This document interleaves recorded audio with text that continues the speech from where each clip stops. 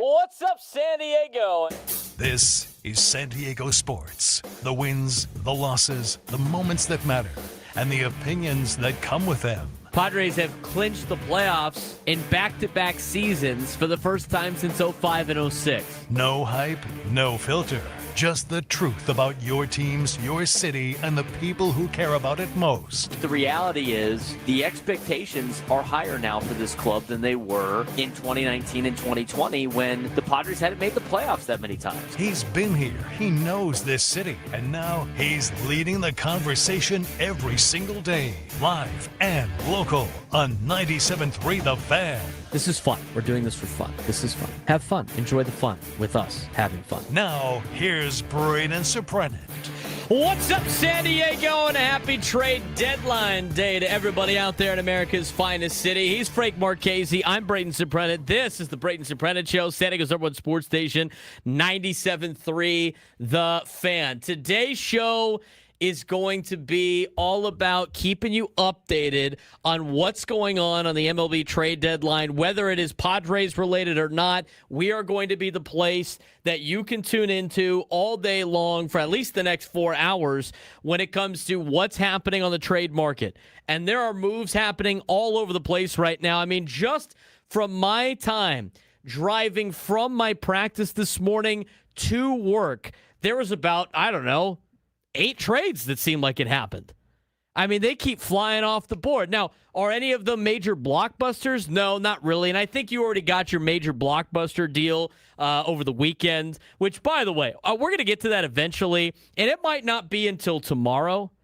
But I got a lot of thoughts on the Tarik Skubal to the Dodgers situation for Major League Baseball. And I have a lot of thoughts from a Padres perspective. I mean, from a Padres perspective, who cares, guys? Honestly, who cares? This is a team that was already the favorite to win the World Series anyway. What difference does it make if they increase their odds of doing it? It doesn't matter. Who cares? Who cares? Now, from a baseball perspective, I think this really flips the shift on a lot of people that might have been on the fence for the new CBA in terms of who they're rooting for, which, by the way, you shouldn't be rooting for anybody in labor negotiations, like, at all. But I think a lot of people are turned off by the move of the Dodgers acquiring Tarik Skubal, and I understand it. Now, I get that more from a national perspective than a local one. Like, from a local one, who cares? All right, you can't be complaining about every time the Dodgers make a move, and there is some truth to the fact that other teams could have stepped up. I agree with the sense that other teams can't do what the Dodgers do on a daily basis. I agree with that. But I can't sit here and say that the Brewers and the Rays couldn't possibly match what the Dodgers gave up for Tarik Skubal. In fact, if you want to be mad at somebody, I would be mad at the Brewers, who continually never, ever do anything bold, and that's why they never, ever win. They never once put it all on the line. They never do it. We'll wait and see. But in terms of like big moves where you're putting everything on the line, that move has been made. The Dodgers did it. The Tigers made the deal on Saturday, which was dumb, I think, on their part. They could have waited up to the last minute, got a bidding war. But instead, they're like, yeah, sure, we'll take these guys that have +4 ERAs in the minor leagues. Sure. Yeah, okay. Here's River Ryan. Yeah, he's a prospect that we got from the Padres. Yeah, he's like 30 years old. I'm sorry, 30 years old. He's coming off a Tommy John surgery, has north of a 4 ERA right now, and that's the guy that you wanted? I mean, Detroit, I don't know what you're thinking. I'm sure we'll see what Kyle Glaser has to say about that move. We're going to have him on near the end of the show. But come on, man. Come on. Guy was a big deal a long time ago. He went up, he had a cup of coffee in the pros. He was very good, and then he got hurt, and he hasn't been the same. I mean, it's the reason why the Dodgers gave him up. Same with everything else in that organization. Okay, so, he's not going to be the world beater that I think maybe the Tigers thought he was. I get from the Tigers' perspective that you have to let someone go when he's going to be a free agent that you're not going to pay for. But I will tell you,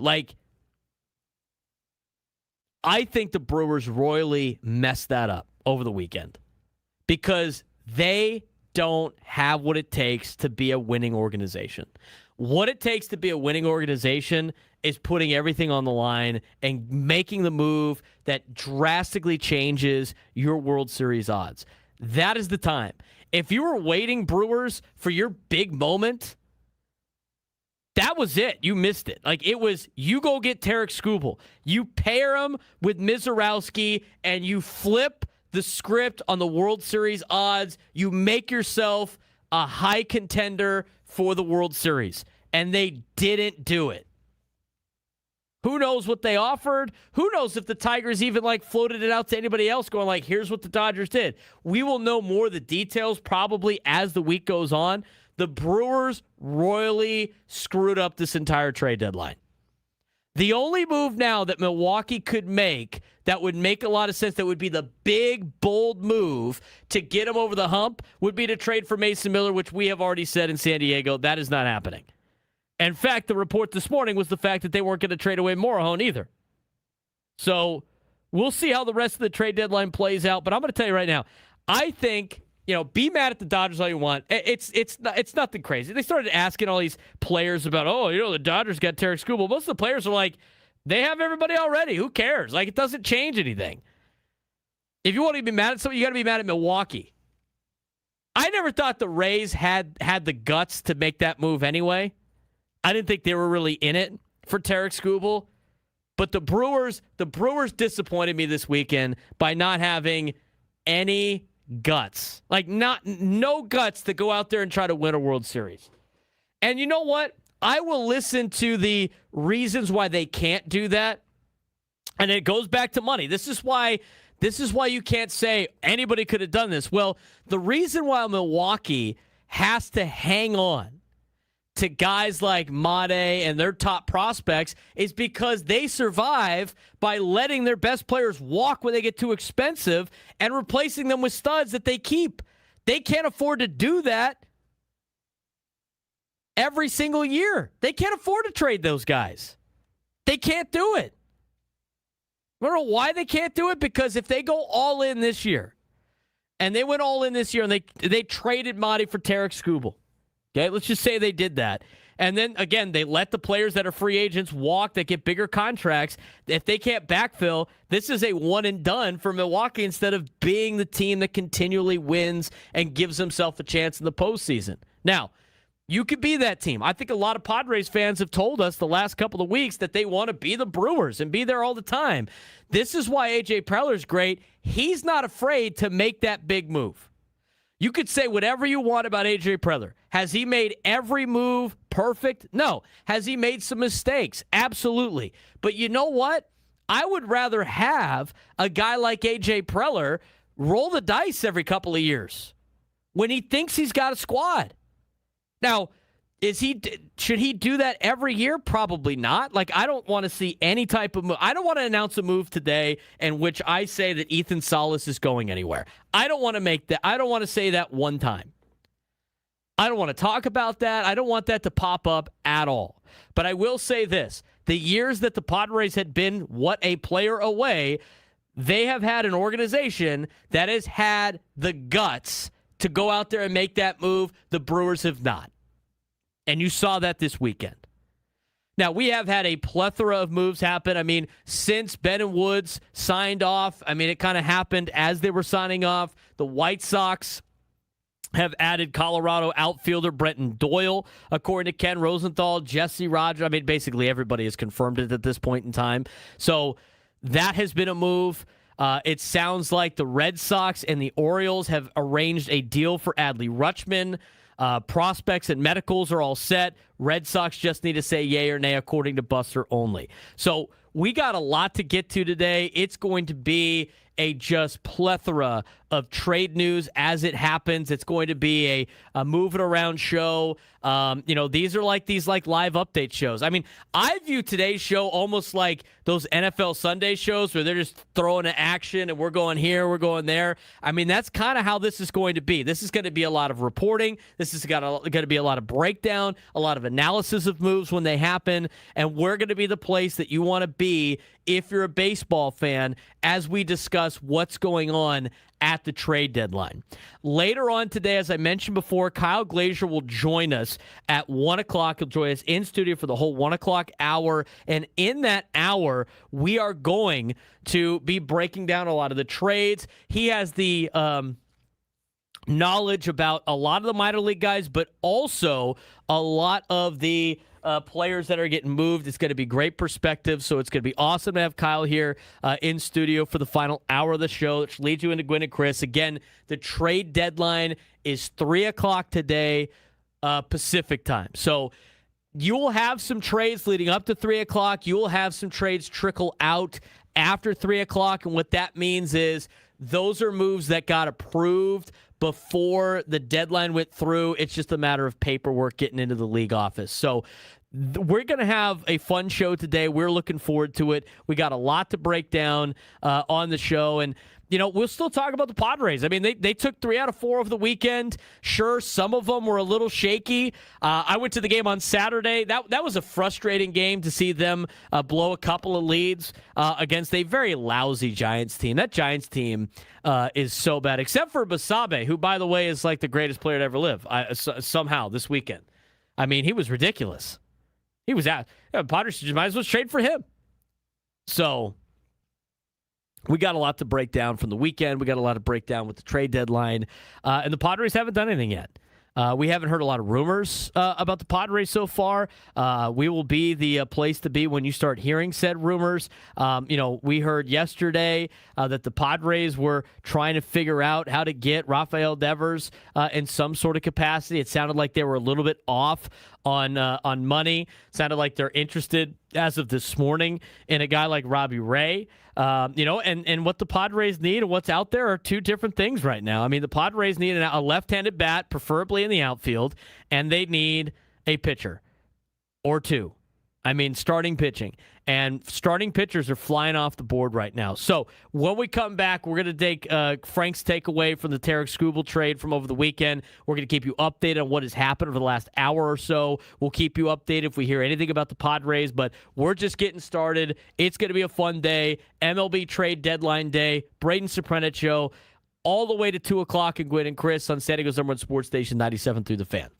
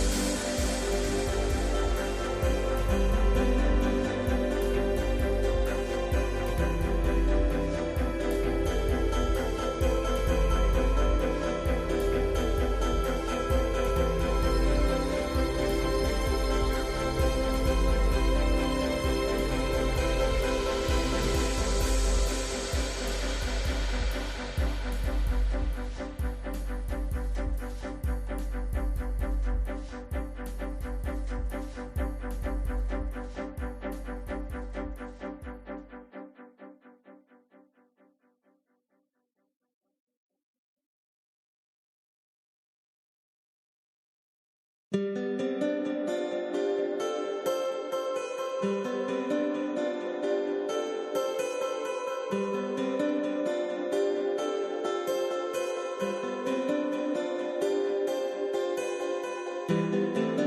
mind we played a little Ella Langley on a trade deadline day?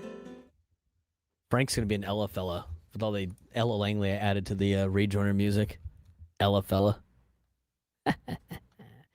He's Frank Marchese. I'm Braden Surprenant. It's the Braden Surprenant Show. San Diego's #1 sports station, 97 through the Fan. This is the place you're going to be all day long. If you're interested in the MLB trade deadline, we're going to be covering a lot of the MLB trade deadline. We talked about Brenton Doyle is now a member of the Chicago White Sox. The Chicago White Sox added a center fielder. Other moves that had just been made throughout the day. We did get this one earlier. The Angels got Nacho Alvarez Jr. for Brent Suter. Braves are trying to add some arms. The other moves that we saw earlier this morning, we've seen the talks between the Red Sox and the Orioles about Adley Rutschman on a blockbuster deal. It sounds like Joe Adell is on his way to Cleveland right now. The Mariners picked up Taylor Ward from the Baltimore Orioles. As we see just everybody moving around right now on trade deadline day, we have yet to get too much information about the Padres. The San Diego Padres have had, some feelers out there, if you will. We saw some reports over the weekend. But again, here's how I view the trade deadline. I think at this point, Frank, and this is how I view it. You want to see this team buy. You don't want to see them sell too many pieces. I don't think they're going to sell any. And what you don't want to see is you don't want to see them sell off your entire farm system, right? Like, you don't want to see Ethan Salas go. I think if you traded one of Cash Mayfield or Cruz Schoolcraft, I think you could survive, but you don't want to really do too much there either. And the thing is if the Padres, and we've seen AJ Preller do this, like, I think you got to trust in him to go out there and get the best offer he possibly can. I don't think he's going to panic move and make a panic buy nor sell. He just got to stay disciplined when things get antsy and he starts seeing players fly off the board. But I think you've given him. He's proven that you can trust a lot of his moves. But if he ends up, what would you say the worst outcome of today would be? Like, not doing anything? I don't even necessarily think that would be that bad. If the Padres didn't do anything the entire day, I don't really think that's the worst case scenario, because you still keep everybody intact for another year in terms of the bullpen. The farm system. You get everybody.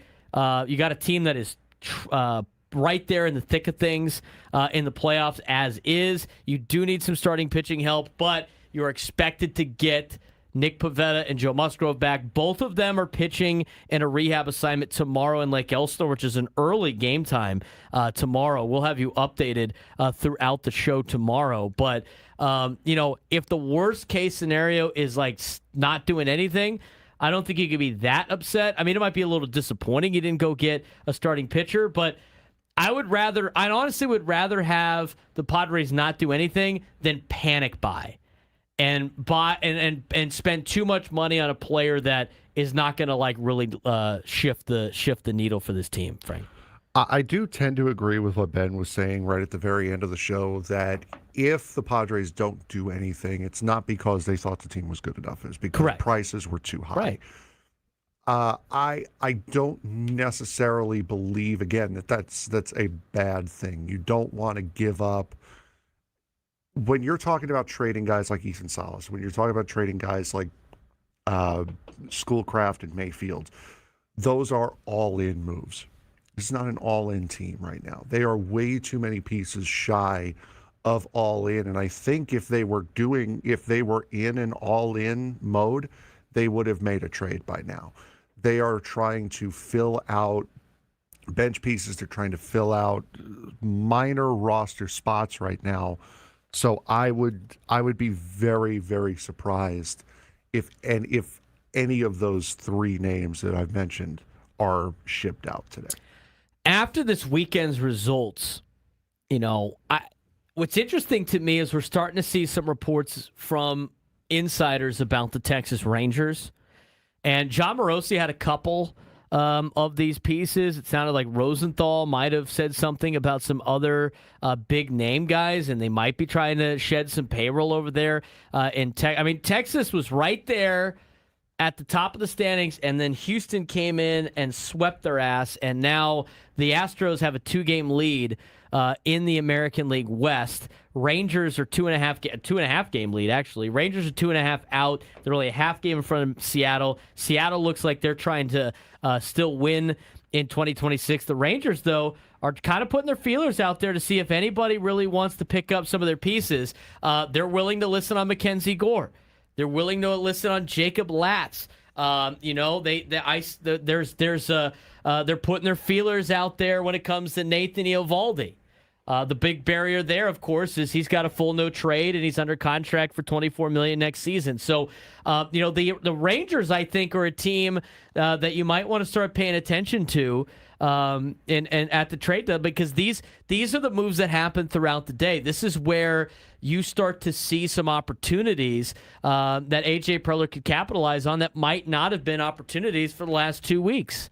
I think the Texas Rangers are one of those teams. I mean, the Washington Nationals are interested in potential. They're starting to sell pieces off, right? So I think as the day gets closer to 3 o'clock, you're going to see maybe teams pivot to sell. I think you're going to see prices come down for certain players, and I think you could really get more of your value closer to the 3 o'clock deadline because teams are going to want to part ways with players. They start showing their hand a little bit more, and you just don't want to be the first to blink.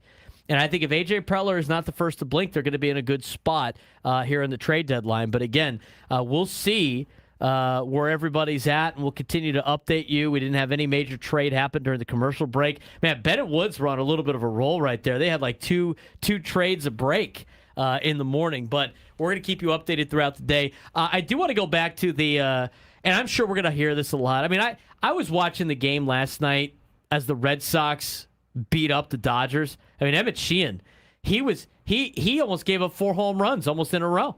He gave up 3 home runs in 1 inning after the Dodgers took the lead. The Red Sox swept L.A. all weekend, but the whole thing was just glazing the Dodgers for the Skubal thing. And if you think this is bad for baseball, then you don't know anything about baseball. It's like, what are we doing, national broadcast? What are we doing? You're going to alienate, they're trying to gaslight us into thinking this was a big deal. Like, this wasn't a big deal. This wasn't a problem for Major League Baseball. I think the more this goes on, the more angry I am with the Milwaukee Brewers, who I have to continually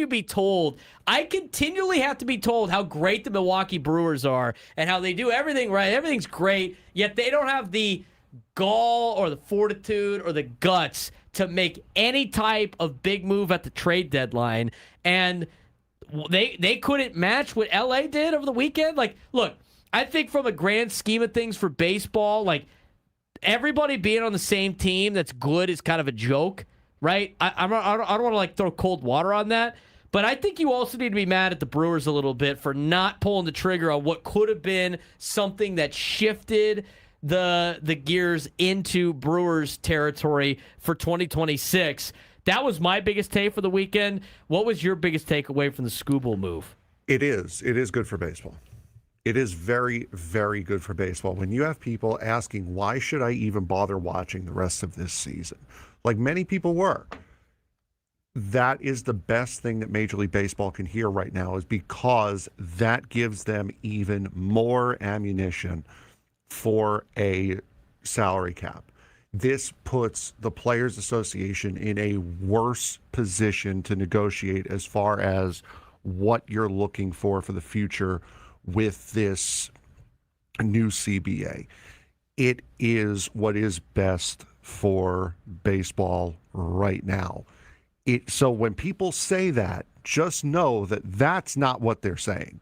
They're saying this is great for baseball because, look, it's another star on another big market team. That's the national line. That's the Players Association line, is that this is great for baseball because it puts another megastar in a big market with a mega team.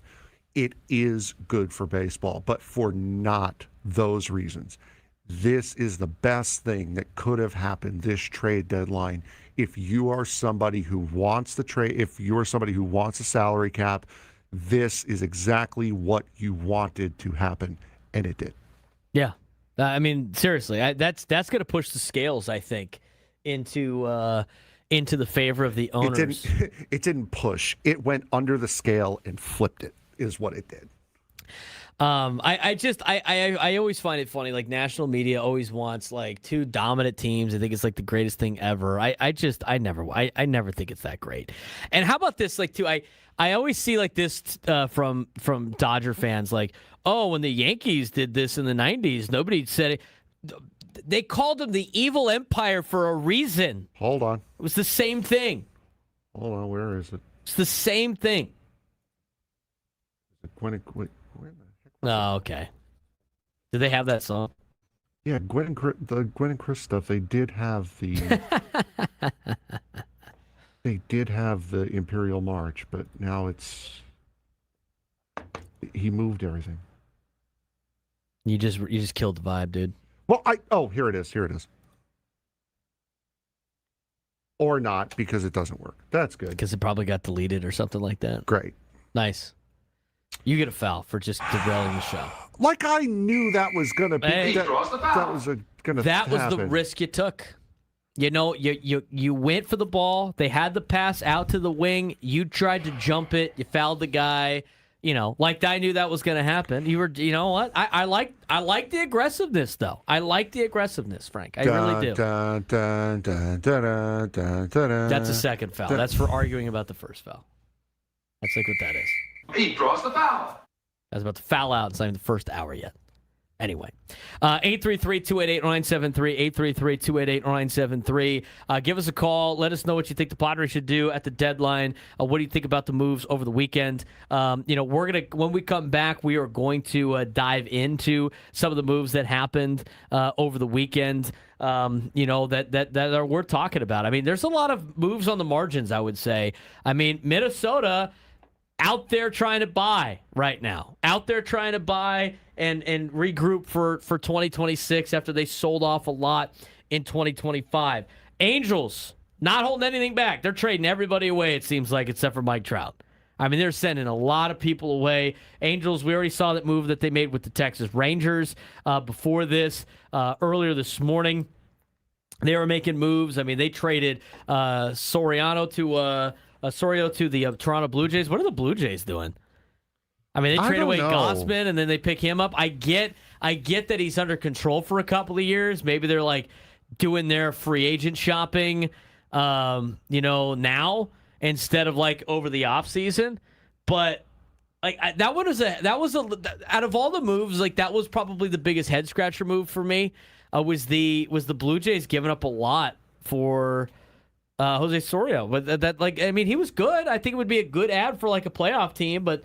Does Toronto think they're in it this year, or are they doing this because they want to get ready for next year? I mean, he's got years of control. Maybe that's the reason why they wanted to do that. I think I figured out the Angels' plan, though, as Bill Shaken reported 3 hours ago. The Angels have made 2 trades at that time for 4 prospects. 2 of those prospects were named Angel. Calling all the angels. Quite literally at this point. Yeah, seriously. Mike Trout's got to call his agent. Like, get me out of here. Here's one for Joel Sherman about the Rangers. They're telling teams none of their players are off limits. One player drawing interest is Eovaldi. He's making $25 million this year, $20 next. He has a full no trade clause. So would he waive it with a presented trade? That's interesting to me. I think the Rangers being open for business kind of opens the doors a little bit here as well. I think that's also interesting. I was surprised by the Braves going to get Tyler Mahle. I mean, I watched him pitch over the weekend. He was okay. I thought that was a very marginal move for Atlanta. The Yankees getting Luis Garcia Jr. I think is a big pickup for them. Luis Garcia Jr. is already putting up some pretty big numbers offensively this year, and he's a left-handed hitter, and he gets the short porch in New York now. He's already hit like 20-something home runs. I think that's going to be a big move. The Rays getting Freddy Peralta, don't mind that. I know the Padres were kind of linked there. How about the Mets, though? Like, the Mets were a team that's like, oh, you better give us something big for Freddy Peralta. They end up shipping him off for, a couple of pieces. If the Padres' big move was to get Freddy Peralta at the deadline, I don't necessarily think I would have been super stoked about it. No, there's reports that the Padres are linked to Robbie Ray right now, and you're talking about. I thought he looked a lot better than Molly did. You were talking about the Texas Rangers. They have a lot of people that are rumored. Corey Seager's rumored. Jacob deGrom is rumored to be going to Chicago, the Cubs. That's a trade that's apparently still in the works. Nathan Eovaldi is most likely going to be on the move. They said they're listening on Wyatt Langford. They're listening on Mackenzie Gore, who they got this offseason.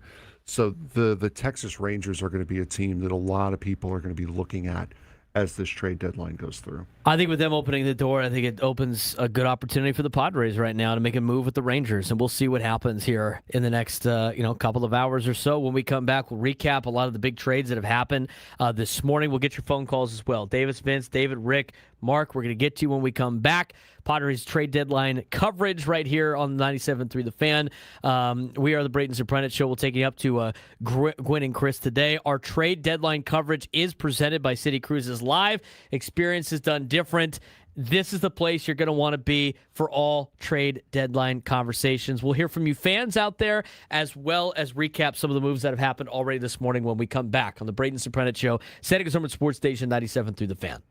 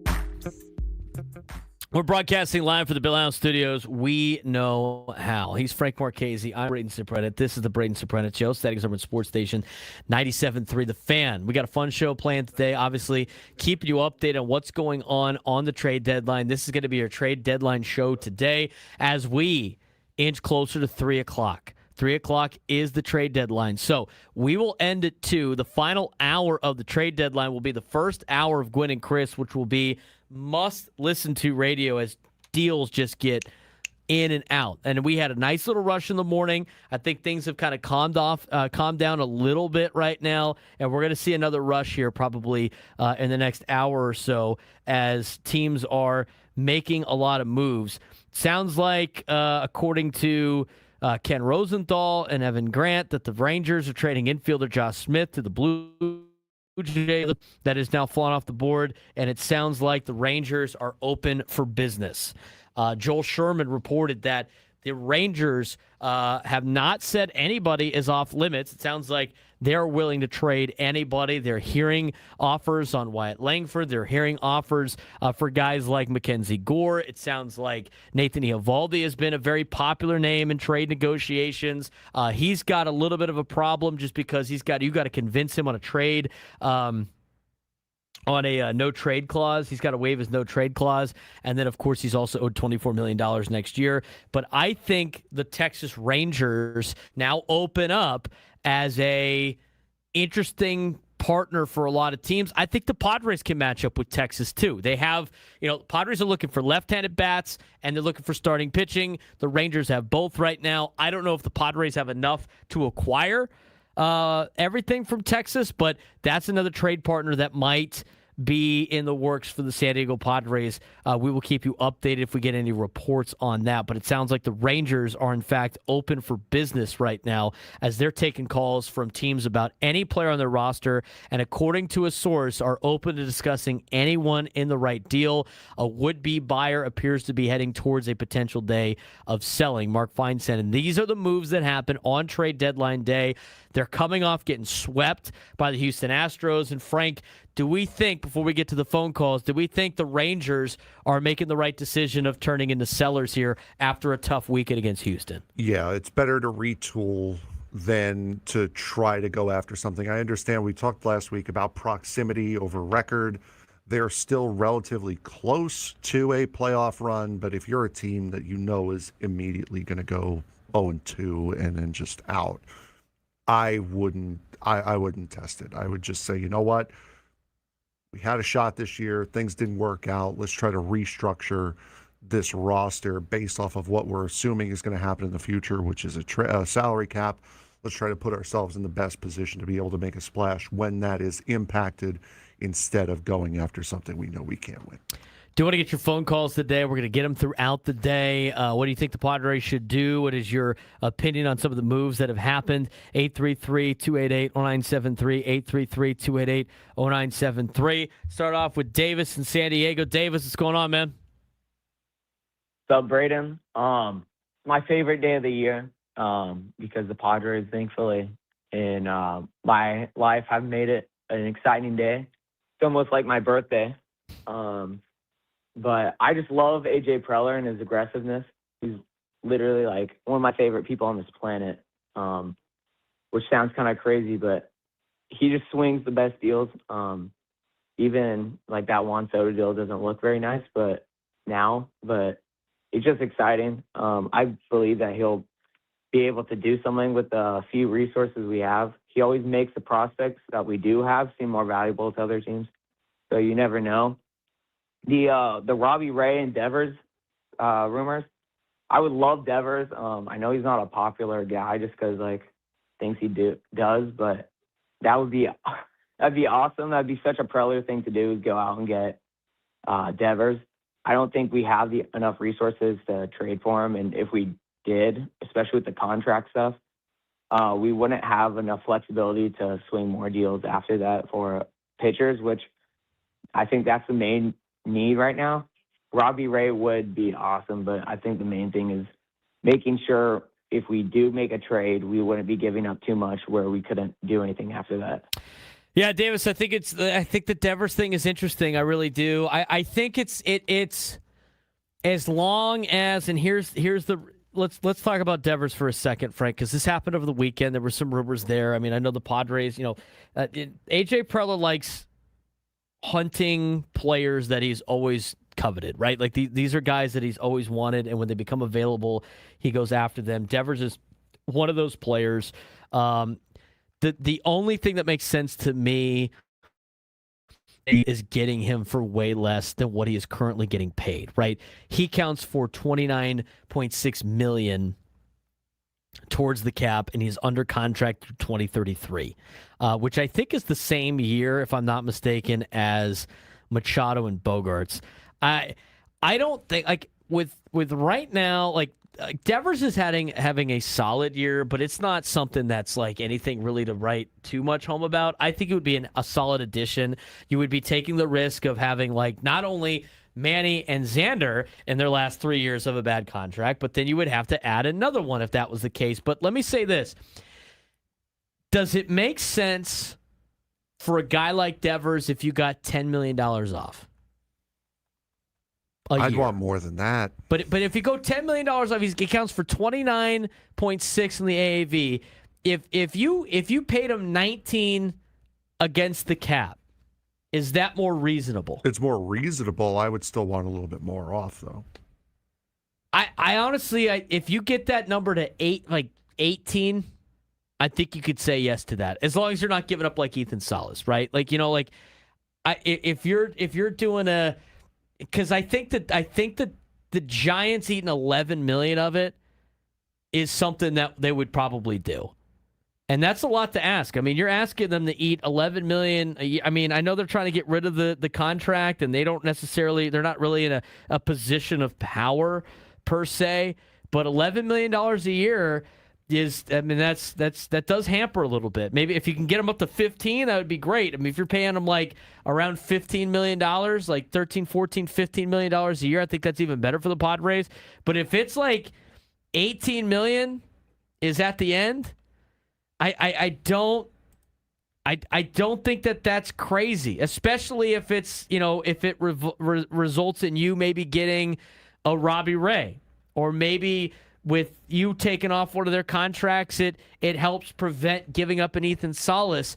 I think you got to find that sweet spot that makes sense with the Rafael Devers for it to make sense. Do I want Rafael Devers until 2033 with $29 million a year towards my AAV? No, I do not. It makes a little bit more sense at 18. Still not my favorite, but I think you got to find some number that you're okay with that's not extreme. Otherwise, you might not be able to make some of these moves. And here's the thing with the Padres. They're in a situation right now where they have to get creative in terms of acquiring players because they don't have the, quote, farm system that everybody else has, right? Now, every organization evaluates your farm system differently. You evaluate everybody else's farm system differently. Just because MLB Pipeline says XYZ doesn't mean that's what everybody else views that as. I think adding another big contract would be incredibly risky, so I think that's a little different. But if you're trying to get a left-handed bat and a starting pitcher, and you don't want to give up Ethan Salas, if you get the Giants to eat some money, I think it's something that might be worth the conversation. 18 might be my limit. Like if I could get Devers and Robbie Ray, and I have to pay Devers $18 million a year, and I get to keep Ethan Salas, I think that's a move that you might be willing to make if you're the San Diego Padres. But again, you do have to pay. How about this? How about if you do that and the Giants cover all of Robbie Ray's remaining salary, that might be something the Giants might be interested in. That might be something the Padres might be able to swing. I could see it happening. And this is a conversation that came up about a month ago when Tony Gwynn Jr. posed the question, just as a thought. But yeah, I mean, I don't know about adding another big money contract. But this goes all the way back to, again, the Dodgers acquiring Skubal, saying anybody can do this. No, they can't, because the Padres right now are in a little bit of a jam, trying to keep pace every single year, doing exactly what LA does. And these are the decisions they have to make. I don't think anybody really thinks adding another big contract's a good idea. No. In a vacuum. But considering the Padres don't have a lot of value left in their farm system, considering that the Padres don't want to give up Ethan Salas per se, and I don't think they should with how much they've invested in him, you have to find ways to improve your team, and you might have to do something risky. I think this is one of those moves that, hey, maybe with new ownership they could take on payroll, and this is how we get what we need, more so than maybe just, trading Cruz Schoolcraft to a division rival. Well, I mean, and as the Dodgers proved, I mean, all we need to do is give up Carson Montgomery, who's the Padres' number 30 prospect, and then just move on. That's it. That's all they need. Yeah, we should do the Dodgers approach on this. Yeah, just give them a bunch of crap and then just be like, hey, these guys are great because they are Dodgers. Exactly. Yep. So I think it's... Is that a move I'm saying yes to right now? No, but I think it is doable, and I think let's talk about it from a perspective of just this year. Does Rafael Devers and Robbie Ray help this team this year? Yes. No. Yeah. They do. I think they do. Robbie Devers, Ray definitely for sure. will. I think Devers is definitely an improvement for the lineup. You know what it's not, though? Or are you going to play everybody? Unless Devers is just your everyday DH. And then maybe you move him around to first base and all over the place. Which is something the Padres don't really have as an everyday. They don't have a DH, and it sounded like, the report from Kevin Acee was Gavin Sheets is dealing with plantar fasciitis. So you do need more slug. He's a guy that ropes the ball. I mean, he's still a good player. Is he living up to the $30 million a year? No. But in any world in which Devers is a Padre, it's not going to be at a full price. There's no way the Padres sign off on that. There's just no way. If they get him for a discount and they get Robbie Ray back, I think there's something there. I think there's a move that could be made there, to be honest with you. 106 hits, 23 homers, 62 RBIs, hitting .250 right now is Devers. That's better than a lot of the guys that you have currently on your team that you're paying his money towards, right? It is, yeah. I mean, you can't sit here and tell me that adding Rafael Devers to this roster from a player, like on-field player perspective, it wouldn't help the team. If you want to talk about clubhouse, if you want to talk about like he's late, you want to talk about he's not a great team player, fine. I will entertain those questions or those concerns. I think those concerns are very important. I also understand the concerns about adding massive contracts. But I just think with where the Padres are at, and I think we've said this the last couple of trade deadlines, this Padres team, like These are the moves they have to make in order to make their team better. They don't have the luxury right now of just being like, hey, let's just trade these 3 prospects and let's go get Nathan Eovaldi or let's go get, a Tarik Skubal or whatever. I just there's a lot that needs to go through some of these deals, and this is the part of AJ Preller getting creative. It's this. So I think. I saw a lot of people saying like, oh, what is AJ Preller asleep? What's going on? They got a couple hours left. Obviously, it goes to 3 o'clock. I think they're going to be able to make something happen. They need starting pitching in a bad way. I think the Texas Rangers being open for business, I think helps the Padres a little bit. And I think a lot of teams that might be asking for gigantic packages in return are going to pivot very quickly. We heard from the Marlins, a report from the Marlins, that they are listing on offers for Stowers, but it's going to be a steep price because they don't necessarily have to trade him. I think players like Stowers are going to continue to have high price points, and I think players that are about to be on expiring contracts are going to have their price come down very quickly as we get to the trade deadline. So we still got a lot to unpack.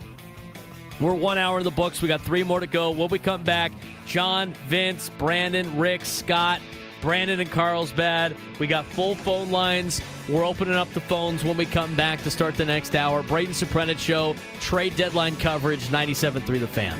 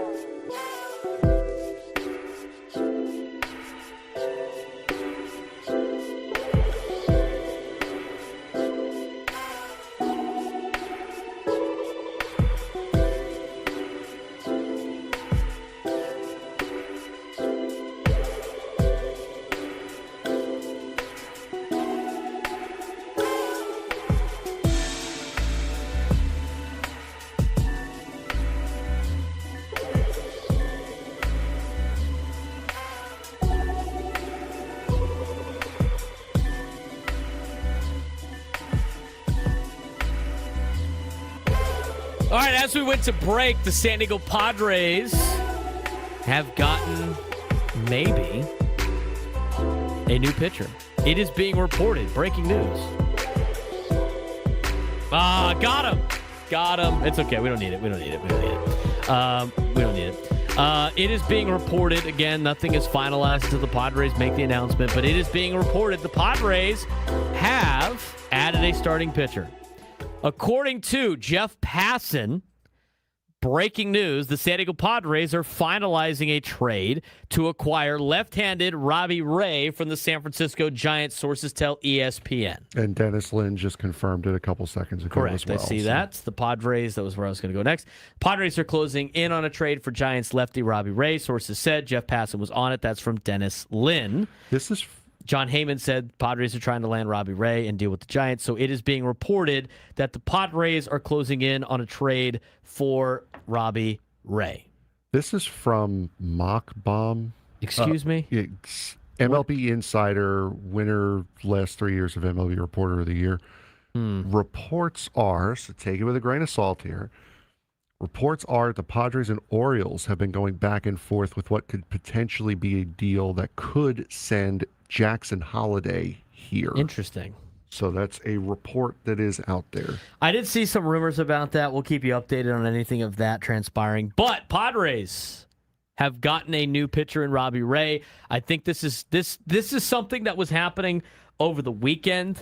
We saw updates about this over the weekend, and I'm not overly surprised about the Padres being able to acquire Robbie Ray. I thought he looked really good against them. Unfortunately, he looked really good against the Padres in his outing against San Diego. Was that on Thursday, right? Was that Thursday? Yeah, that was Thursday. So he shoved. You saw the highlight of his kid giving him a pep talk in the dugout. I thought that was kind of cool. So I like that Robbie Ray reportedly is about to be a Padre. Again, nothing is finalized until the San Diego Padres announce said moves. But Jeff Passan had it first. Dennis Lin then also confirmed it. But it sounds like the Padres found a starting pitcher in Robbie Ray. Now, Robbie Ray is owed probably around $7 million left this season. He was getting paid $25 million this year. So the Padres, who knows what the return is? We haven't seen any reports on that yet. But the Padres go out and get a starting pitcher that they desperately need. And now when you start piecing together this rotation, Frank, it looks, just by adding Robbie Ray, it looks a whole hell of a lot better than it did, 10 minutes ago. And that's if, can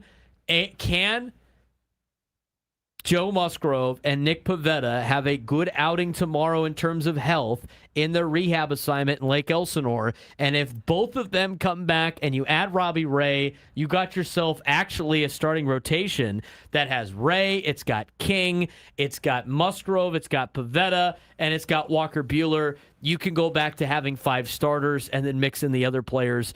It starts to work out. And I think it's a pretty good trade for the Padres. When I saw that they were talking about it over the weekend, I thought this could be a good move. What was the one thing that we had a big discussion about yesterday as to what the Padres should be looking for out of a starting pitcher? You wanted a guy who could genuinely be your number 2 starter. And this is exactly what they got with Robbie Ray. So you have Michael King, who's your staff ace, who's been here. You have Nick Pivetta, who's coming off of an arm injury. You have Joe Musgrove, who's coming off of Tommy John surgery. You have Walker Buehler, who was brought in to be your number 5. You never really had a number 2. And now with this trade, if it goes through, with this trade, you now have your genuine number 2. You also don't have a starter for tomorrow night or for Wednesday, so he could fit right in. I believe tomorrow night would be his 5-day rest. Where did the Giants go? Who are the Giants playing this week? The Giants... Because they were just here. The unfortunate thing is you couldn't make the deal before he left. He could have just stayed here. They're in Texas. Yeah. Texas to Arizona's not far. So that's going to be a quick Southwest flight. On Espen tonight, too. Wow. That'll be interesting. 2 teams that have decided to sell big time. because it sounds like national Texas is trying. Yeah, who knows who's left in Texas by the time that game starts tonight in Arlington. So, Robbie Ray, I mean, based on like a 5-man rotation, wouldn't his spot be up tomorrow? Right, because Logan Webb was the announced starter today for the Giants. Anyway. Yeah, he would be. Yeah, he would be tomorrow, Thursday, Friday, Saturday. Yeah, he would be scheduled to go either tomorrow or Wednesday, and you have TBD pitching for both of those games right now. So now, what's interesting about this is a huge series for the Padres, right, against Arizona. You got Michael King going tonight, and now you got Robbie Ray potentially going tomorrow. We will wait for confirmation from the Padres on this deal. We will wait for confirmation from the Padres, I'm sure, probably this afternoon on when Robbie Ray, if he is officially acquired, when he would pitch for the San Diego Padres. But if they want to keep him on the usual day's rest and not give him an extra day off, it's going to be probably tomorrow or maybe, I mean, even if it's Wednesday, like, you are getting Robbie Ray against the Diamondbacks this week with Michael King. That's a big pickup for a team that absolutely needs to, at the very least, split this series with Arizona, but you really need to win this series against Arizona. So if you split with Arizona this week, you still leave Arizona a game behind the Diamondbacks in the standings, regardless of what the Phillies do. If you take 3 out of 4, you are going to be up. And you're going to probably be in a wild card spot if you take 3 out of 4 from Arizona this week. And so right now you got Michael King, and you might have Robbie Ray this week. So we're still waiting to hear what the return could potentially be for Robbie Ray. We're still waiting to hear from it. But I like this move a lot for the Padres, just in the standpoint of you got Robbie Ray. We'll see what happens with who gets sent off to San Francisco. Again, it's for a rental, and you got to pay the remaining salary, potentially. But you know what? With these deals, the deals with the rentals, A.J. Preller's done a great job of getting the team that is trading away the player to pay the rest of his contract through the end of the season until to about like the league minimum. So I would not be surprised if they were able to negotiate that as part of the conversation. So we'll see what the trade is. I don't think it's going to be one of your top 3 prospects. I think that would be kind of ridiculous for a rental in Robbie Ray, especially for what like Tarik Skubal went for.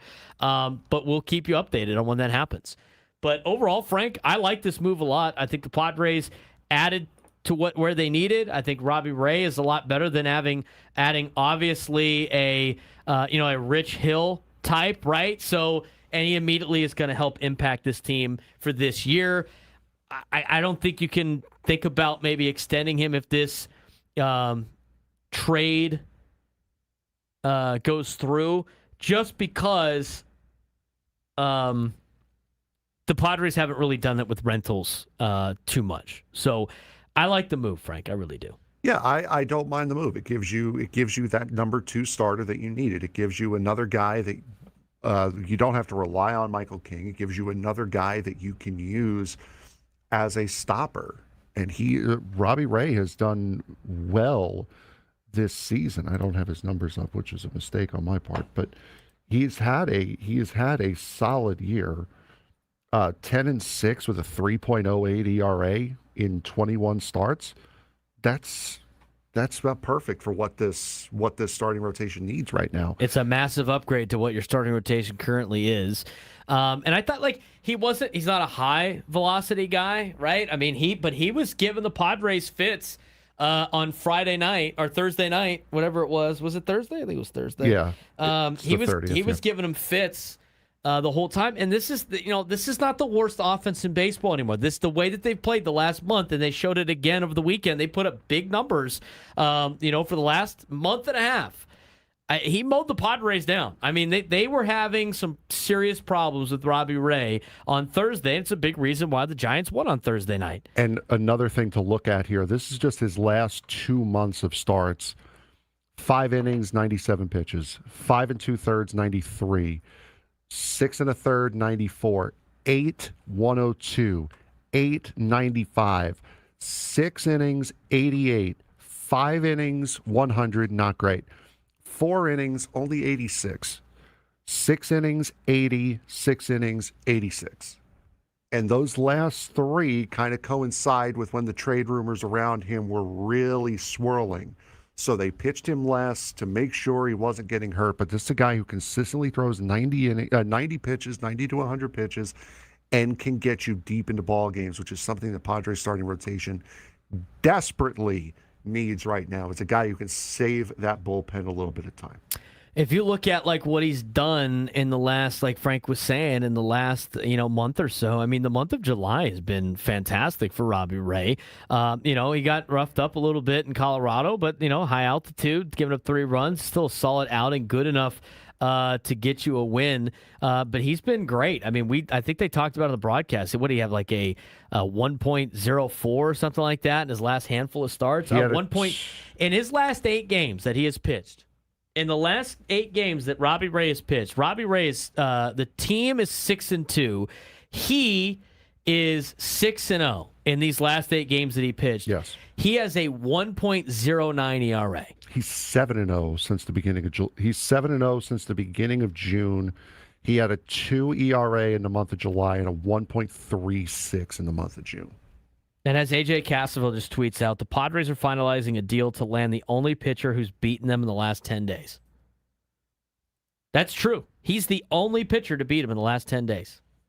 I mean, the Padres aren't. I mean, they've won what 8 of 9 or something like that at this point. I mean, I can't think off the top of my head what that number is, but his ERA before that run was like a 4.42. He's dropped it down to a 3.08. That tells you just how dominant Robbie Ray has been pitching. I like this move. I think you're getting him at the right time. He has gone deep into games, as Frank has mentioned. If you go back to his start against Atlanta, where the Giants won 7-2, 6 1/3 innings. Next start, 8 innings, 6 innings, 5 innings, 4 innings against Seattle, 6 innings, 6 innings. But we're talking about a guy that since June happened has consistently gotten you way further in games than anybody the Padres have in their rotation. Yeah, this is probably the biggest signing, that the biggest trade that the Padres could have made today, and it comes exactly where it needs to be. It is a trade with the Giants, like we were talking about last segment, but it is a trade for Robbie Ray. Perfect move right now. Depend right now, because we still don't know who they gave up yet. Yeah, haven't had any reports on who the Padres have given up for the reported move that allegedly is bringing Robbie Ray here. Again, nothing is finalized until the Padres announce it. There's still a lot of things that have to happen. There's medicals, there's return, there's a lot of stuff that's moving parts when it comes to this trade, but it's a big trade for the Padres. I like the move. You get him for the 2 months. Hopefully you get him in October because the Padres are playing in October. But these are the moves that, Frank, that I would expect the Padres to be in the market for this trade deadline. They're not going to get the guy with 4 years ago. They're not going to get the Mason Miller 5 years of control move at this deadline. They're not going to get something super big like that. I thought that they could potentially trade from their bullpen to help with getting some starting pitching help. We'll see if that is part of this deal. But I think right now, if this is the only move the Padres make, they improve to help win this season. I think it's a decent move. I'm not opposed to it. We'll see how much they gave up for it, but I like it. I like the move. And again, once we find out what the Padres had given up on for Robbie Ray, we will get that for you. I do want to get back to the phones. 833-288-0973, 833-288-0973. Thanks for waiting on hold. Let's get out to Vince in Chula Vista. Vince, what's going on, man? Hey guys, doing a great job as always. And today is going to be a fun day, regardless of how it shakes out. You can't judge the Robbie Ray thing until we know. The calculus isn't there yet. So we have to see what was given up to get him. And if the bar is what the Dodgers did to get Skubal, you wouldn't think it would be, drastic what was given up to to acquire him. But what I really wanted to talk about, because it's stunning to me, is what the Dodgers are doing.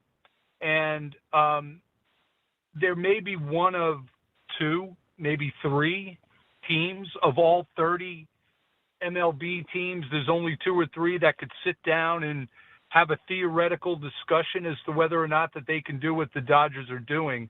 It's propped up by the TV contracts that they have. So they have this bolus of money that's flowing in.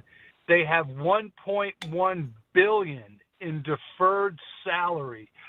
Get your brain wrapped around I have no clue what that means.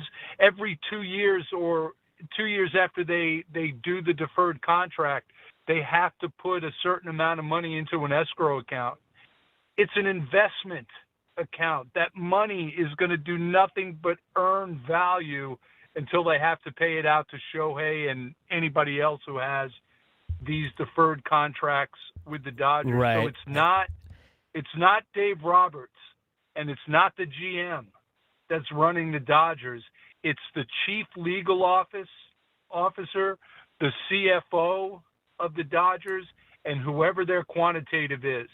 Because right. It is Vince, about Vince, I money. appreciate the phone call. We've talked about that a lot, but we're like pushing to the break here. But again, like, you know, a lot of that stuff I think is going to get sorted out during the off season, and you know, I think tomorrow's probably a better day, maybe the day after, to talk about, like, we've discussed all the nuances of what they got and what they can be able to do. I think at this point, though, like over the weekend, if you're mad about the Skubal thing, we've already talked about the nonsense that is the special rules that they get up there. I think the biggest takeaway from the weekend deal was the Brewers didn't have the stones to make a daring move. They didn't have the stones to make a daring move.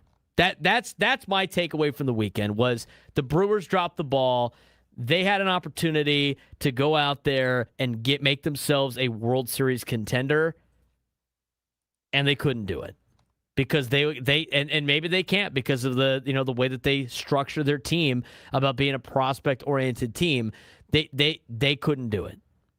That to me is like the biggest takeaway from the weekend with the Skubal deal. But we got Robbie Ray news for you. The Padres it's been reported that the Padres have acquired Robbie Ray. Still waiting on what the return could potentially be. When we come back, we will let you know about any of those returns. He's Frank Marchese. I'm Braden Surprenant. This is the Braden Surprenant Show. This is the place to be on MLB trade deadline day. We will let you know if there's anything else that happens with the Padres when we return on the Braden Surprenant Show, standing on Sports Station 97 through the Fan.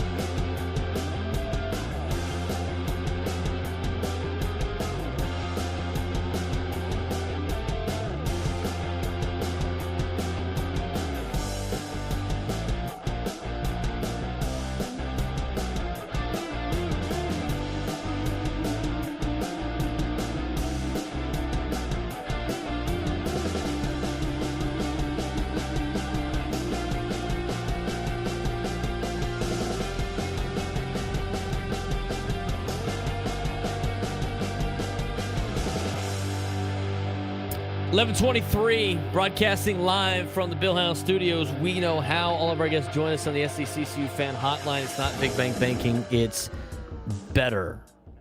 We'll have our guest later on in the 1 o'clock hour. Okay, so according to John Heyman,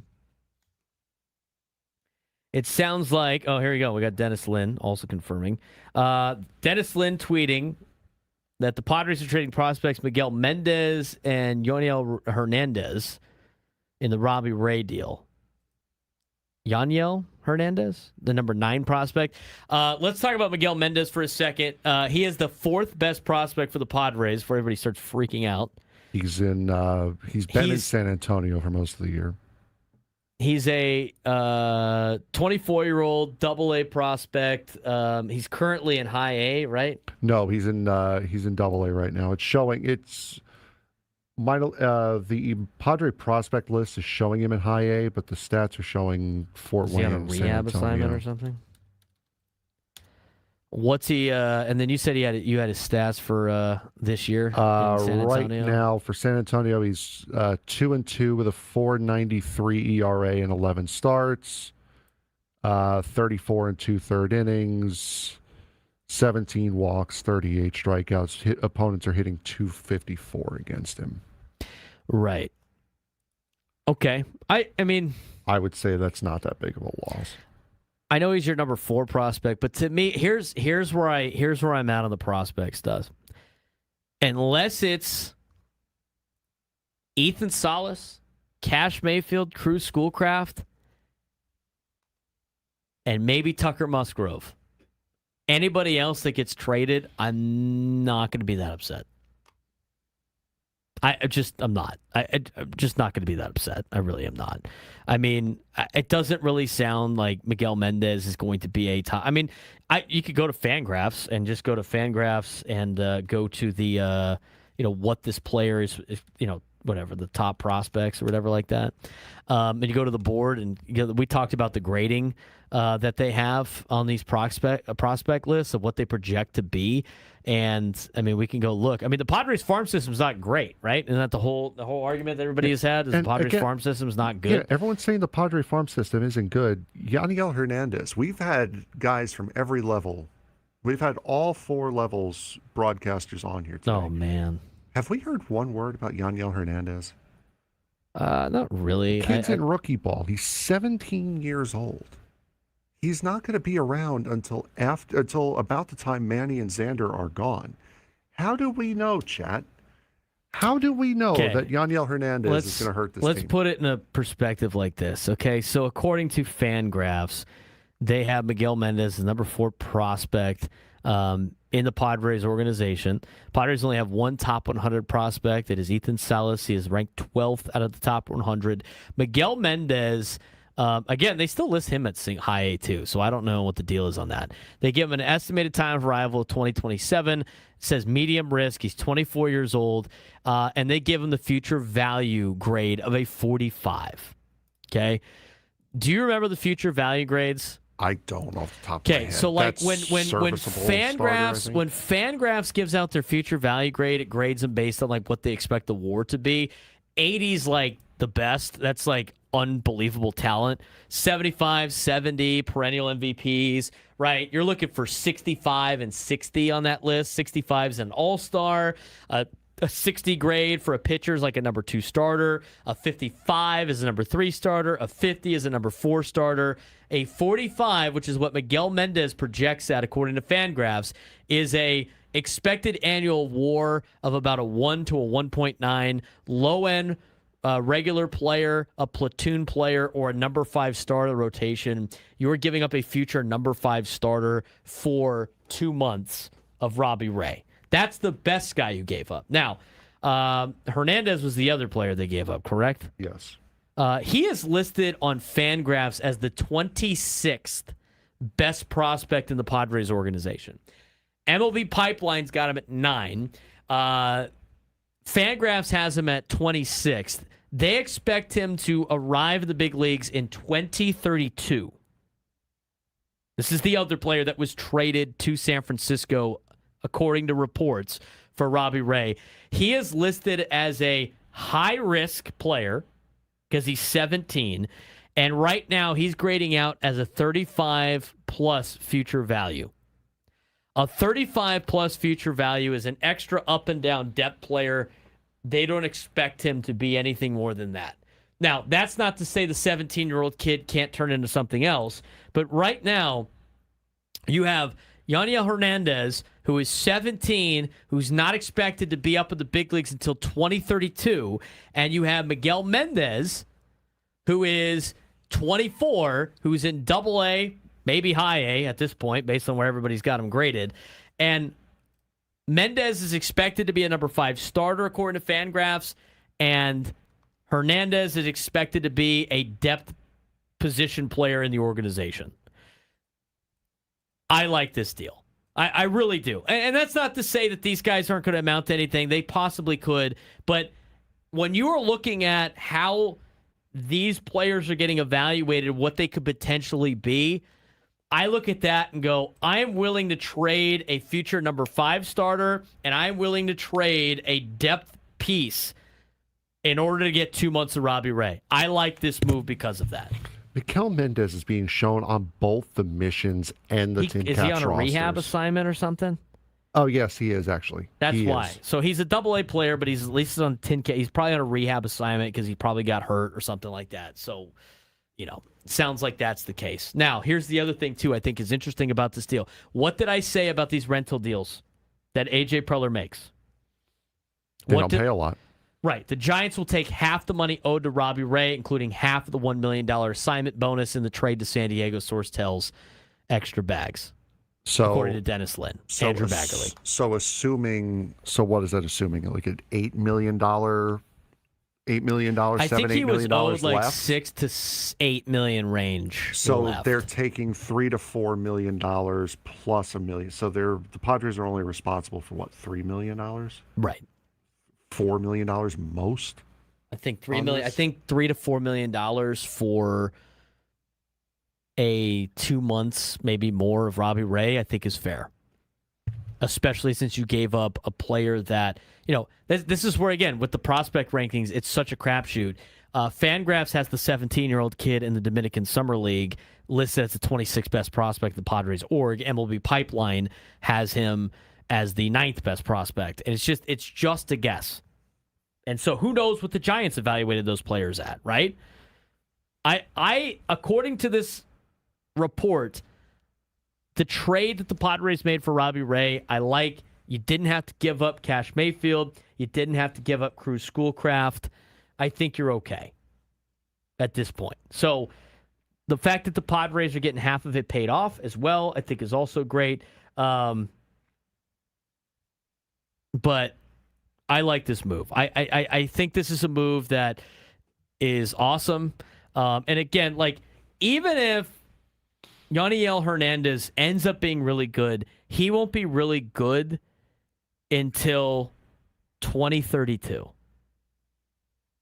And by that point, guess who's not even on your... At that point, you got 1 year left. That's his estimated time of arrival. So when he comes to the big leagues, guess who you're not going to have on your team anymore 1 year later?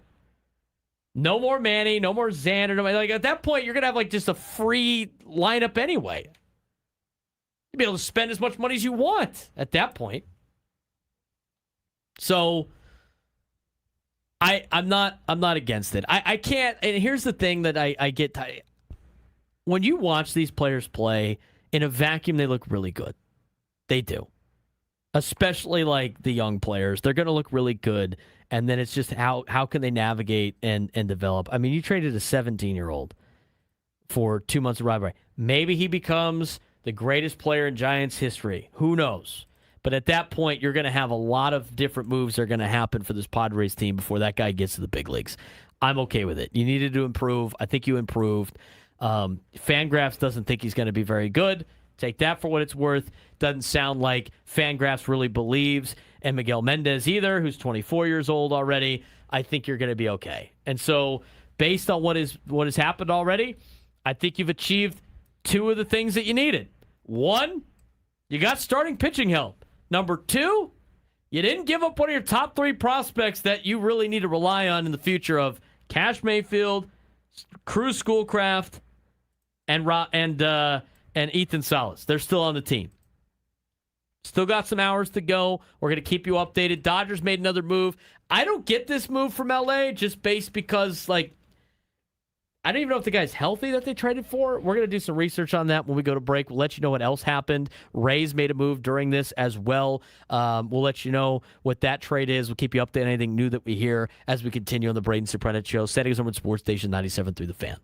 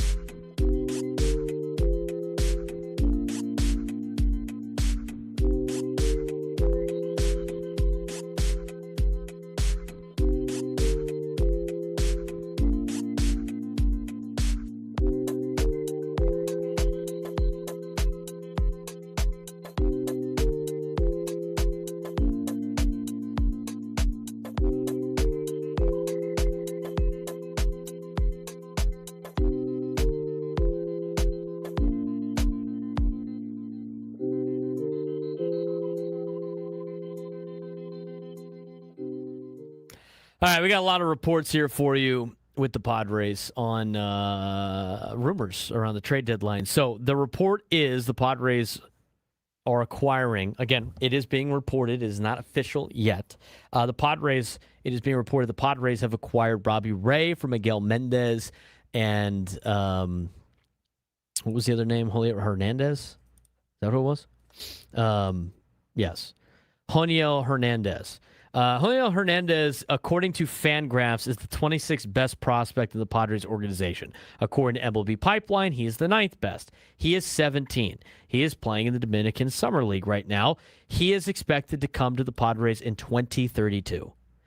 I have already seen too many people just absolutely beside themselves about a 17-year-old kid who you don't even know who he's going to be. I think you need to take a step back a little bit and try to understand what you're trying to accomplish in terms of these trades. You are trying to win. You are trying to win. And I saw this over the weekend. I totally agree with this. It's put in the YouTube chat. Darren Smith tweeted this out over the weekend. One of the greatest tricks Major League Baseball pulled on fans is convincing them prospects were more valuable than a World Series run or trying to win now. Stop falling in love with these players that might never, ever, ever make it to the big leagues. Stop having the fear of missing out. It happens. If you want to win, you have to make moves. And you're not going to just trade away crap to get good players, even if they're rentals.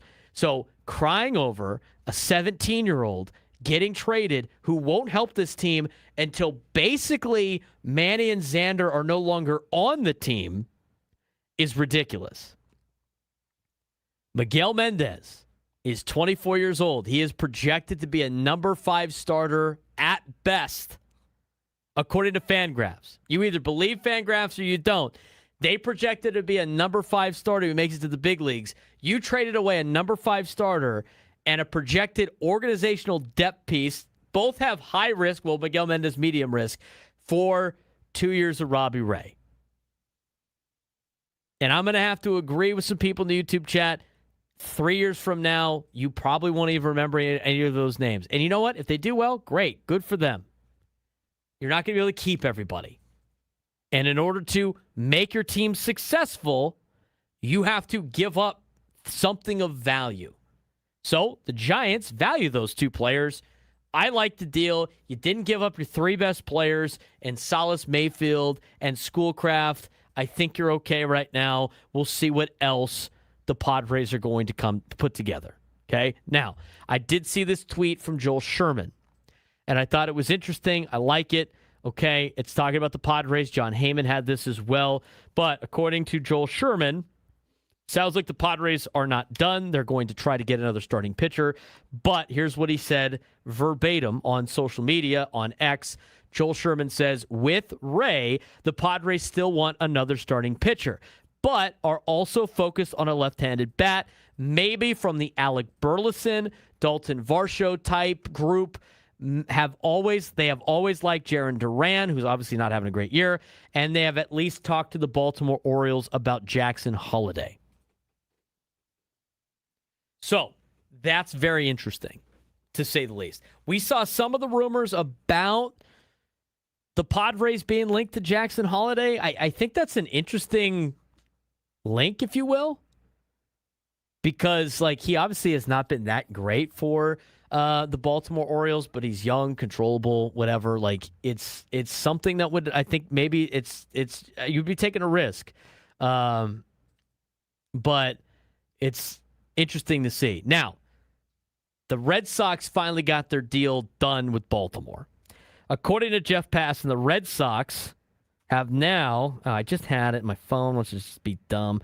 Red Sox are acquiring 3-time All-Star catcher Adley Rutschman in a trade with the Baltimore Orioles, sources tell ESPN. That was being worked on earlier this morning. Sounds like Adley Rutschman is now a member of the Boston Red Sox, or at least it's being reported like that. So that's a big move for Boston. Let's talk about Joel Sherman for a second and what he had to say, Frank. I think the Padres definitely need another starting pitcher. Maybe they can go find one. I think the Jackson Holliday thing is interesting. I think if you look at some of the players that St. Louis has that can fit the left-handed hitting group, I think is interesting. I don't necessarily know. I'm like super in on like a Jarren Duran type. I mean, I get the Padres and AJ Preller have loved Jarren Duran. I know he hit a home run last night against the Dodgers. He has had a rough season. I don't necessarily know he's like a big bat pickup that you need.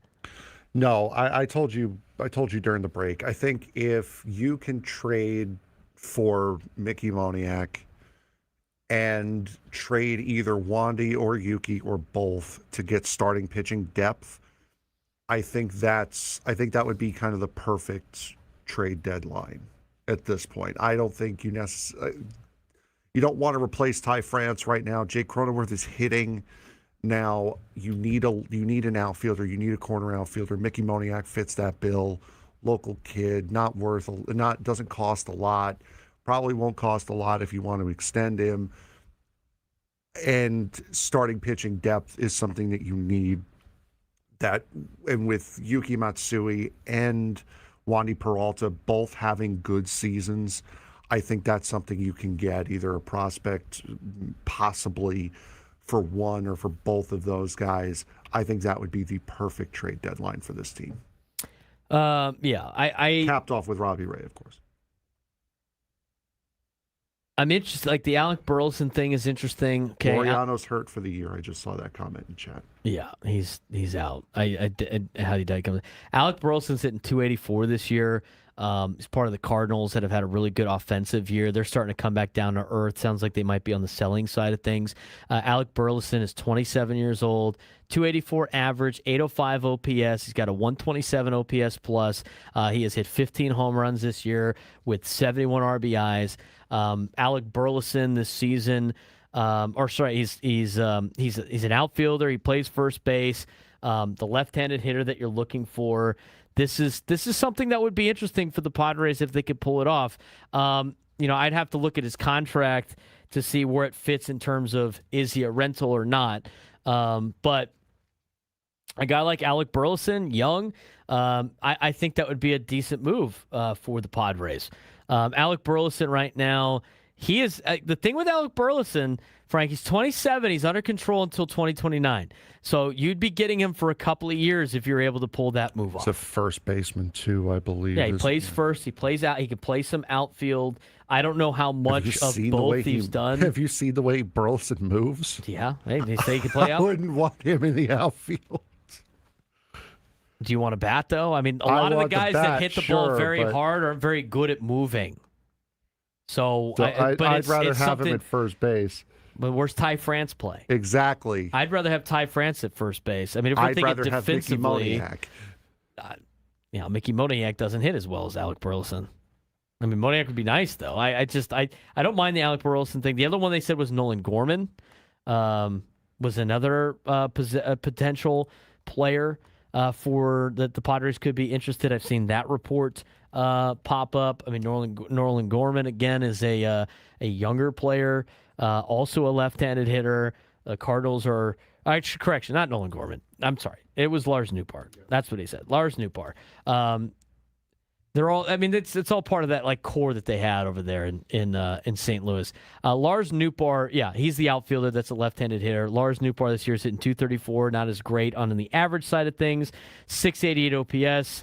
He's done okay. Hasn't been that great. He's not like the slug you're looking for. He's had a little bit of a tough year because he has been hurt. But that is a interesting move for the Padres. Also, Lars Nootbaar, you would have control over for the next year. Alec Burleson, you would have for the next 2 years. But again, these are players that you could potentially have these are the moves that you can pull off if you're the San Diego Padres as of right now. But the report was that they're getting Robbie Ray. He has been electric in his last month or so. I don't mind this kind of rental. I don't really believe the like massive overpay that people are saying it is, because I can't really get behind, paying like giving up a 17-year-old that is a high risk player as a massive overpay. If they would have given up Cruz Schoolcraft in this deal, I would probably lean towards that. I don't know why giving up a player that is closer to helping you out in a starting pitching category that you've needed for a long time to be, for 2 months, I think would be dumb. But that's an interesting. I like the move. I like the move for to get Robbie Ray. Now, other moves that happen. What I don't get is I guess that. So you said Chris Bubik was put on the injured list, the 60-day IL on July 1st. He was transferred to the 60-day IL. If you look at his player page on MLB.com, it shows at the very bottom, it shows all of his transactions, his most recent transactions. And it said that he had been transferred to the 60-day IL back on July 1st with elbow soreness. So that's what it says on the official page? On MLB.com, I'm looking at it right now. Latest transactions, July 1st, 2026. Kansas City Royals placed left-handed pitcher Chris Bubik on the 60-day IL, left elbow soreness. Yeah, it's interesting that the Dodgers would make that move. And I guess the stockpile the guy, but he's a free agent at the end of the year. And that was after June 9th and June 24th when they sent him to Omaha on rehab assignments. So he was originally placed on the IL on May 18th with left elbow soreness. June 9th and June 24th, he was sent on rehab assignments to the Storm Chasers. And then July 1st, he was moved to the 60-day. Okay, so as of late July, he formally cleared to resume baseball activities, started flat ground throwing, progressed on July 25th, stretched his distance out to 80 feet. I mean, it sounds like he might be coming back, but he was on the 60-day injured list on June 30th. I'm sure that they can activate him sooner because I'm pretty sure you get some of the days if you get put on the 60-day injured list. So I think he's, you get that time, quote unquote, time served already. So he would be eligible to come right off of the 60-day IL. It sounds like he's expected to pitch again for the season's end, provided he faces no further complications, but he had a shoulder issue, which is his original problem, and then it turned into an elbow issue. So I just don't understand why they would need that move. Okay, it's a free agent, too, which doesn't make any sense. That was kind of like the head-scratching one that happened. But, the other moves that have happened, like Adley Rutschman, I think that's a big play for the Red Sox. The other one that happened was the Rays went and got their catcher, which I think led to the Red Sox pulling the trigger on Adley Rutschman. But the Rays went out and got Liam Hicks. It sounds like they're giving up Jacob Kisting, Adrian Santana, and Braden Taylor, the TCU Horned Frog, who was one of their top prospects over. The other news I saw with the Padres, and again, we'll keep you updated as we are about to be 2 hours in. The other interesting I saw from friend of the show, Ryan Divish, who covers the Mariners for The Athletic. The Mariners checked in with the Padres on Mason Miller, and the Padres asked about Kate Anderson, and that conversation quickly ended. I'm going to hang up for a reason completely unrelated to this topic of conversation. Hey, you still thinking about trading Mason Miller? Yeah, sure. Kate Anderson would be great. We'll get back to you. We'll table that. We'll get back to you on that one. So, this is what I'm talking about with when players are for sale but not really for sale. Everybody's got a number, but AJ Preller seems like he has answered everybody's call for Mason Miller with, "We'll take the greatest player that's ever been through your organization." No, not okay. Yeah, we'll think about that. We'll get back to you. End the line. I don't mind that. I just that. I honestly if they were willing to do that, I think Preller would have to think about it for a second. I think he would. I think he'd have to think about it. But We'll keep you updated on what's going on. We're 2 hours in. We got 2 hours to go. We will have Kyle Glaser on with us at 1 o'clock. He'll be helping us break down this Robbie Ray trade. Sounds like the Padres still want to add another starting pitcher. Sounds like they want to add a left-handed bat. There's still a lot of arms and bats out there. We're just getting started on our coverage. When we come back, we'll keep you updated. We start the new lunchtime hour.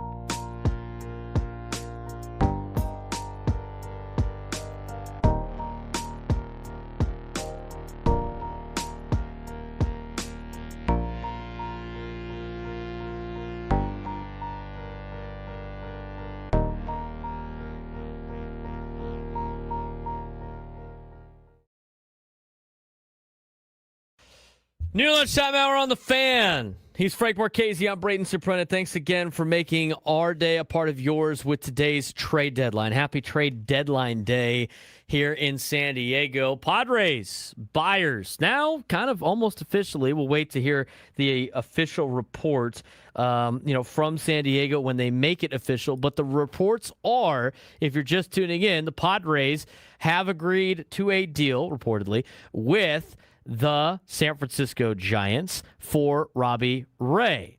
They are going to get a couple of prospects in return. One of them being a 17-year-old prospect for the Padres is going to San Francisco. He is a shortstop. He's going to San Francisco. Joniel Hernandez, and then the other player is in the top 5 prospects in the Padres organization. Miguel Mendez, he's a 24-year-old pitching prospect in Double-A. He is currently on a rehab assignment in High A Fort Wayne. He is on his way now to the San Francisco Giants organization. I personally do not think this is a massive overpay for a rental. I think some trade machines call it a slight overpay, if you will, for a rental. I don't view it like that. I think you might be in a situation, Frank, in order to get a major league player from a division rival, maybe you do have to slightly overpay in that particular sense. But the fact that the Padres acquired Robbie Ray and the Giants are paying for half of his remaining salary, I think that's a win. We'll see what this kid turns into. The 17-year-old per se, the shortstop prospect that's playing in the Dominican Summer League. And we'll see what Miguel Mendez has. But as of right now, I think I chalk this one up for the Padres, but you'll never be able to evaluate trades until years down the road. And we'll see what Robbie Ray's got. But right now, Frank, he has been dealing since June. He has had a 1.09 ERA in his last 8 starts. He has been 6-0 in those starts. And, oh, by the way, he's the only pitcher to beat the Padres in the last 10 days. Yeah, he has been very, very good. Not a bad trade at all, I don't think. This, again, gives you your number 2 starter that you've been looking for and that you've needed now pretty much all season. So I'm not opposed to this trade at all. Like I said last segment, I think if you get Mickey Moniak and probably a prospect or 2 for Yuki Matsui, Freddy Peralta, and or I think it'll be a perfect deadline day for the Padres. I think so too. I think they're still on the hunt. I mean, the latest report we had specifically to the Padres was from Joel Sherman. Joel Sherman had announced that the Padres were still looking for more pieces.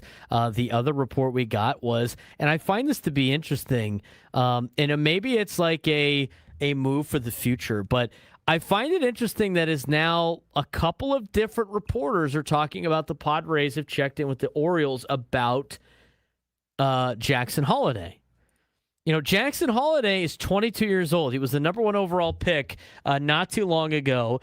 He has not necessarily had the greatest of times in Baltimore. He plays second base. He is a shortstop. He hits left-handed. The Padres are looking for a left-handed bat. I don't know what they would have to give up, probably something decent, right? But he's under control until 2031, under contract. And this season, we've heard a lot of things about Jackson Holliday not being that great, or maybe being a little disappointing as number 1 overall pick. He's still 22.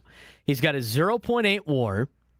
And he's batting .252 this season with a .742 OPS. He is above a league average player in terms of OPS plus, as he's got a 111 on that. He's got 5 home runs, got a triple, got 5 doubles. He's got pretty solid numbers for a 22-year-old. And Frank, you mentioned he has been very good as of late in comparison to the entire year.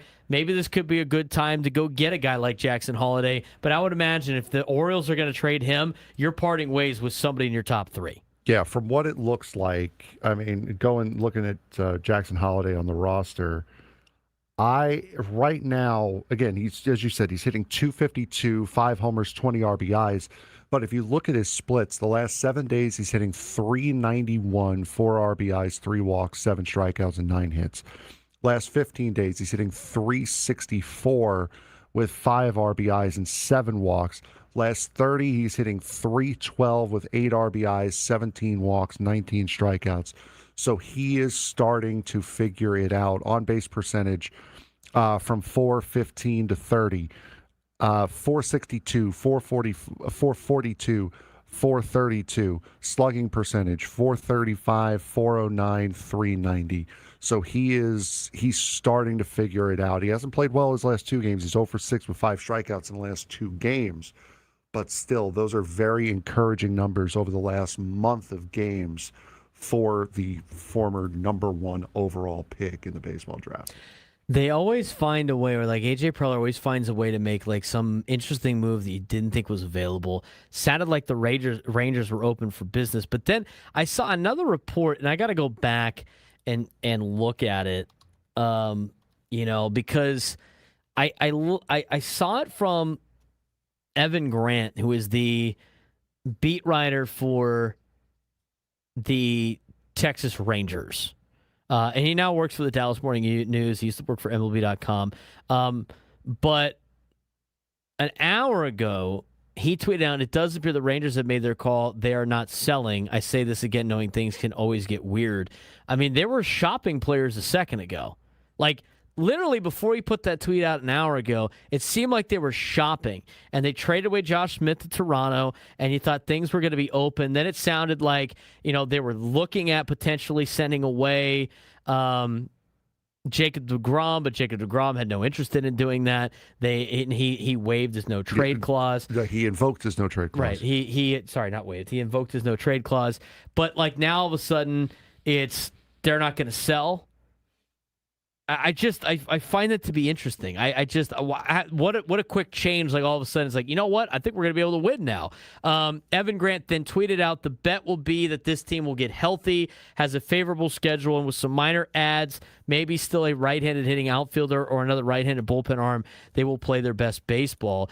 What a drastic change for the Texas Rangers from when we jumped on the air to about an hour ago, in which they went from, we are listening on anybody in our organization, which included names like Corey Seager and Mackenzie Gore and Jacob deGrom, to now it's like we're not selling at all.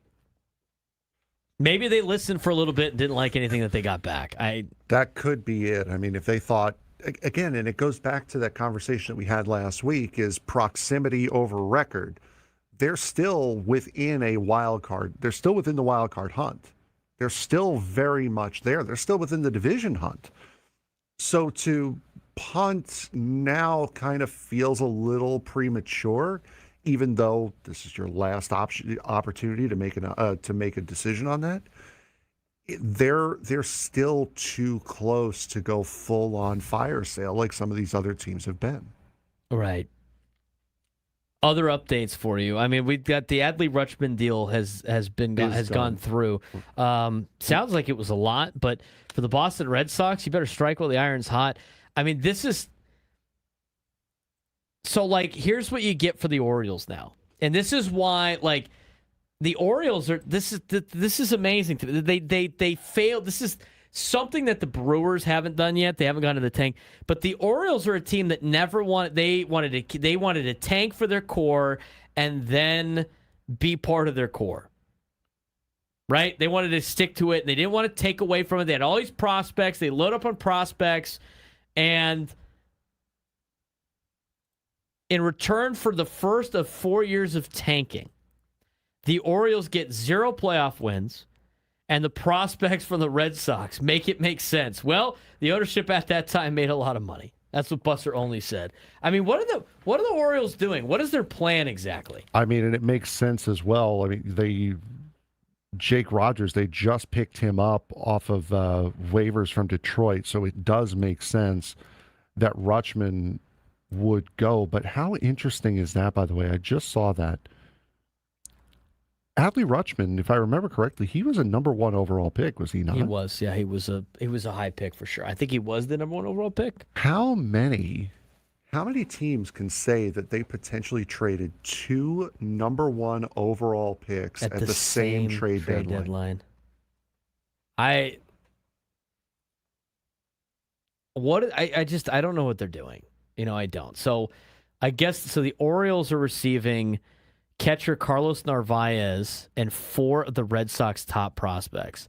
Anthony Eisen, Kyson Witherspoon, Andy Azokar, Harold Rios. This is going to be an organization that continues to sell their fans the future and just always get young prospects and then just continue to trade them away.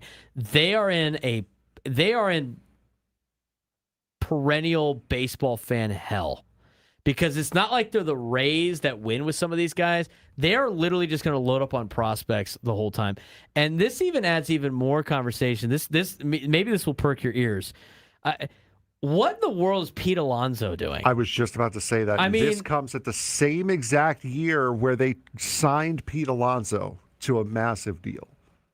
A massive for them, at least. So you have and we were in Baltimore as it was happening. I was sitting across from Camden Yards when Pete Alonso was being introduced. There was so much buzz about this team in December and January after getting a big name like Pete Alonso, and now you're selling off 1 for sure and potentially 2 of your number 1 overall picks. The Mets have made a move with the Pirates. The Pirates are pushing to acquire Mets reliever Luke Weaver. A source said they're also in talks on other bullpen options.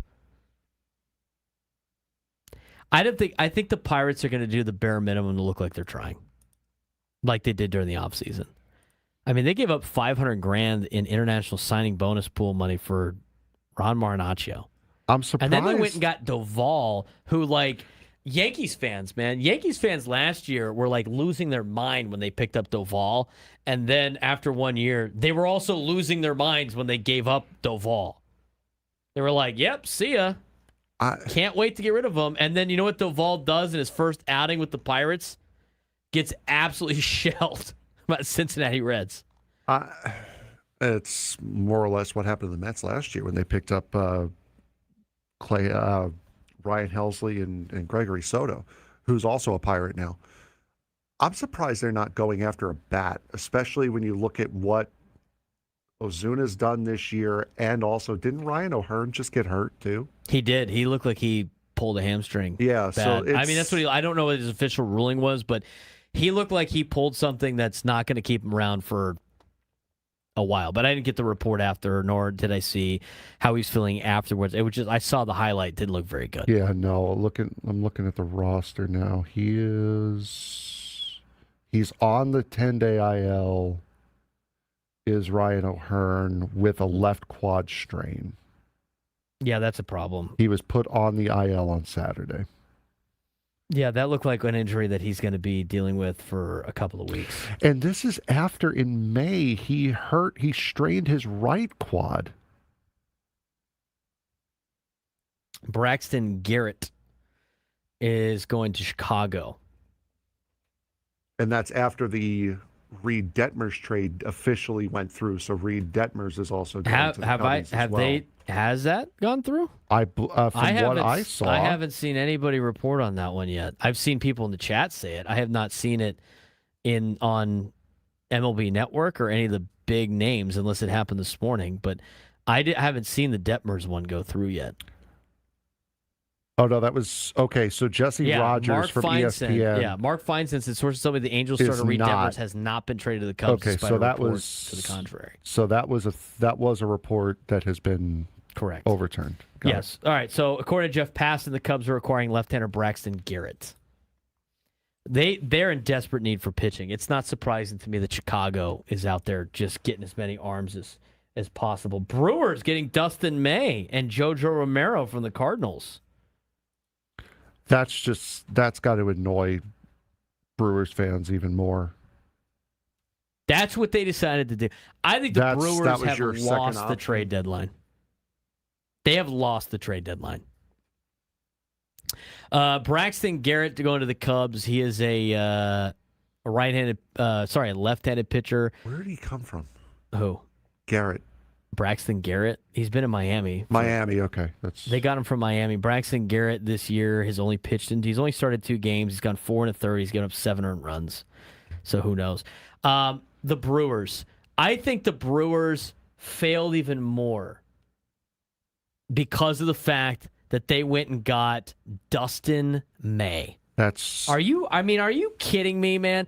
I don't want to hear one more thing until they win a World Series. I don't want to hear about the Brewers being the greatest org ever. We all want to be the Brewers. Look at the Brewers. Look at the Brewers. Are you kidding me? The Brewers they're not bold. They don't do bold things. They are safe. We're safe. They play things safe. And when you play things safe, you don't freaking win. Go ask the Rays, who play things safe. The Brewers have never been able to get over the hump of the playoffs, whether it be the Mets or the Dodgers multiple times. And they had a chance with the farm system they have, and with Tarik Skubal being available, and with the loaded pitching and the loaded team that they had the chance to actually go for a World Series. They don't get Skubal. They don't want to give up Mate. And you know what they go get? They get 5-7, 4.38 ERA, Dustin May. The Brewers do not have what it takes to win a World Series. They don't have the organization that wants to take a chance and go after it. They could have been a favorite to win the World Series if they picked up Skubal. And instead, they got Dustin May? Bro. That trade's an insult to the fan base. That is such an insult. Like, it's okay, man. I know we missed out on Tarik Skubal, but here's Dustin May. Man. You think Brewers fans are getting in line for Dustin May jerseys today? That's going to get over like a fart in church. I mean, what are you doing? You could have had Mizorowski and Skubal 1-2, and you could have just shoved it. You could have shoved against the Dodgers. You could have gone into a series going like, good luck. Try to hit these two guys. Nothing. No guts. Yeah, May's fine. He's not Tarik Skubal. Yeah, the Brewers had a choice between Tarik Skubal with all of the prospects that they have. That's a team that could have gotten him. I'm tired of people telling me they got a brighter future than the Padres. No, they don't. They don't have a bright future. You want to know why? Because when those guys get to contract age, guess who leaves? All those players they have. They're just going to be continually in purgatory in Milwaukee. It's going to be, we're good enough to win the division. We will never beat the Dodgers in the playoffs because we don't want to take a chance. That's what that is. Until they prove us otherwise, that's Milwaukee. They are Cleveland. They are good enough to make the playoffs, never good enough to actually win in the playoffs. If that's winning to you, fine. But if you're going to knock the Padres for not winning a World Series, I want to see the same sentiment to the Brewers who make the playoffs and don't do S with it.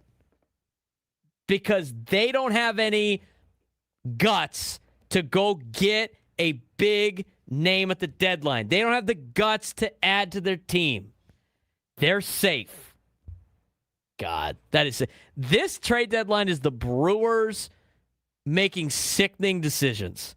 We don't want to win. Seriously. Yeah, this trade deadline has exposed the Brewers, if nothing else. Milwaukee's got the farm system. It's Skubal. They got the farm. No, they don't. They got the farm system to get Mason Miller. No, they don't. Because they never trade those guys. They don't have what it takes to get to the next level. They had the opportunity. They could have went out there and been bold. They could have traded Mate. They had like all these guys in the top 100. They could have traded it for starting pitching. They could have traded it for a bullpen guy. The Padres winning probably forced the hand. But the Brewers could have done what they could have done what LA does. They're a joke. They made the same exact mistake Baltimore made. Same exact one. They did. Just try to compete. Just try. You're trying to win. The future's bright. We got all these guys that have never played Major League Baseball before, but you know what? All the Major League Baseball teams tell me as a fan that These prospects, the future. Prospects, the future. Don't buy the garbage that the big market teams tell you. Look at the teams right now. Baltimore, they are thinking about trading away Jackson Holiday. They just traded away freaking Adley Rutschman. They are already blowing it up. They got nothing to show for it. That was the tank and load up on prospects. Brewers. Oh, my God. Foul on the Brewers. What a failure of a trade deadline. Foul. No, 2 fouls. We got to take a break. I need to calm down. This is a joke. Freaking Milwaukee. Talk about a gutless organization, Milwaukee. Hey, man, we could have had Tarik Skubal. That's okay. I got you Dustin May. What's that meme with that kid crying at the table? Kid thought he was going to get this, and instead he got this. That is Milwaukee Brewers fans. This is why, and I said, I know I got to go to break, but this is why I saw it. Did you see those reports that, they were like, oh, the Brewers are interested in Mason Miller? Did anybody read the comments from Brewers fans? They said, our organization has no gall to actually make a move like this. You just saw it. You just saw it. CC Sabathia. That was the That's last it. time you could remotely say the Brewers have done this. That's the last time. We got to get to break. Maybe I'll rip the Brewers some more. I'll let you know what else is going on the trade deadline. Braden Surprenant Show, San Diego Sports Station 97 through the Fan.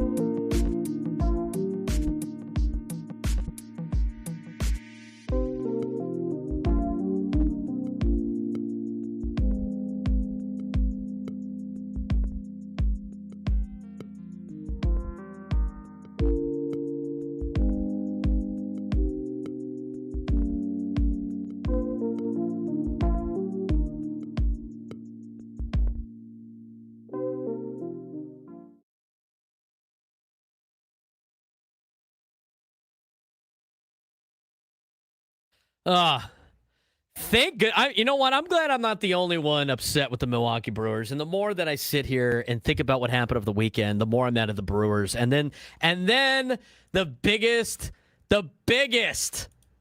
insult to their own fans is, hey, I know we didn't get Tarik Skubal, or as least reported, didn't really put too much of a package together.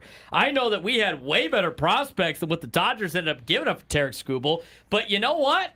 Hey, guys, we got a starting pitcher. Here's Dustin May. That is such a slap in the face. Right? Like, it's great. I know it's not Skubal, it's Dustin May. You know, he's a former Dodger, and he throws really hard, and that's one of those he things can help where us. But here's JoJo Romero. You know, he's really good. If the Mets are in contention, and if the Mets are tied with the Dodgers for first place in the National League at the trade deadline, and the Mets are just as linked to Tarik Skubal, but put the Mets in the Brewers' exact position.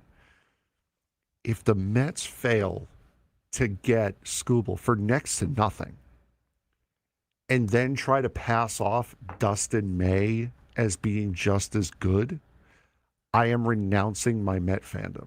Wasn't it Pete Alonso and Jorge Polanco? That is a slap in the face to the fan base. We didn't get this guy. We couldn't get this guy, even though you could have. And next you try to sell me Dustin May as being the solution. I'm sorry. You were better off not making a trade. I saw a tweet earlier today. It was like, every time the Brewers are in the playoffs, I'm just glad they have one extra guy with a 2.6 WAR and a 720 OPS. Yeah, Milwaukee, you guys are killing it. You guys are doing a great job. Killing it. I would love to have the May Romero deal for the Padres. Sure. I wouldn't mind that. It makes more sense for the Padres to do that. It doesn't make any sense for Milwaukee to do that. We have official news. It's now official, according to the San Diego Padres. The Padres have acquired left-handed pitcher Robbie Ray and cash considerations to pay for half his contract from San Francisco in exchange for right-handed pitcher Miguel Mendez and infielder Joniel Hernandez. So, the trade is now official. Robbie Ray is officially a member of the San Diego Padres. It's good. It's a formality, right? But we can't say that he is a Padre until the Padres announce that he is a Padre, which makes sense due to other trade deadlines where you thought somebody was going to be a Padre, and then they weren't. So Robbie Ray now officially part of this rotation. I'm sure we'll get more information on how the Padres are going to handle that when Craig Stammen meets with the media. We will, at 4 o'clock, be carrying the A.J. Preller post-trade deadline press conference live on 97.3 The Fan at 4 o'clock Pacific time. So stay tuned for that. The deadline, again, is at 3 o'clock on Gwen and Chris's show. We got about another hour and a half on our show. We're going to keep you updated on major moves. Kyle Glaser is going to join us in the next 30 minutes or so to talk more about what has happened today. So stay tuned for that. I'm sure they will announce a roster move closer to game time. We don't even know if I'm sure they're putting Robbie Ray on a plane from Texas where the Giants are at. Who knows if Robbie Ray even traveled with the Giants, if they thought they were going to trade him or not. He wasn't expected to pitch until tomorrow anyway. But, we'll see if he's in the dugout tonight. But there's a lot of, if you're not going to use him until tomorrow, maybe you don't make a roster move until tomorrow. I mean, there's a lot going on. I need to address this in the chat. Glenn Allen, DAJ in the chat. Milwaukee couldn't afford to pay for Skubal's extension. Why does that stop you from having him for the next 2 months? How does that stop you? You don't need him to sign an extension if you win a World Series this year because he will have done the job that you traded for him to do. Right. Just because you can't sign a guy to an extension doesn't mean you shouldn't trade for him to help him get you a World Series right now. Let's keep tracking on some of the other news and notes that have popped out there. Again, we are the Braden Surprenant Show. We're on each and every day from 10 to 2 on San Diego's number sports station, 97.3 The Fan. If you haven't done so already, you can subscribe to us on YouTube. We're here every day. We're going to have post deadline reaction later on this afternoon that we're going to post on our social media page or on our YouTube page at @B_SURP. You can subscribe there. You can also be a member on there as well. We do have some show merch that we have also that if you're watching on the Braden Surprenant Show page, we've got a lot of people in the YouTube chat on there as well. Over 111 of you on there. We're flashing up some of our shirts that we have that you could purchase if you would like to have one of those. We also have a link in the description below for both the 97 through the fan page and the Braden Surprenant Show page.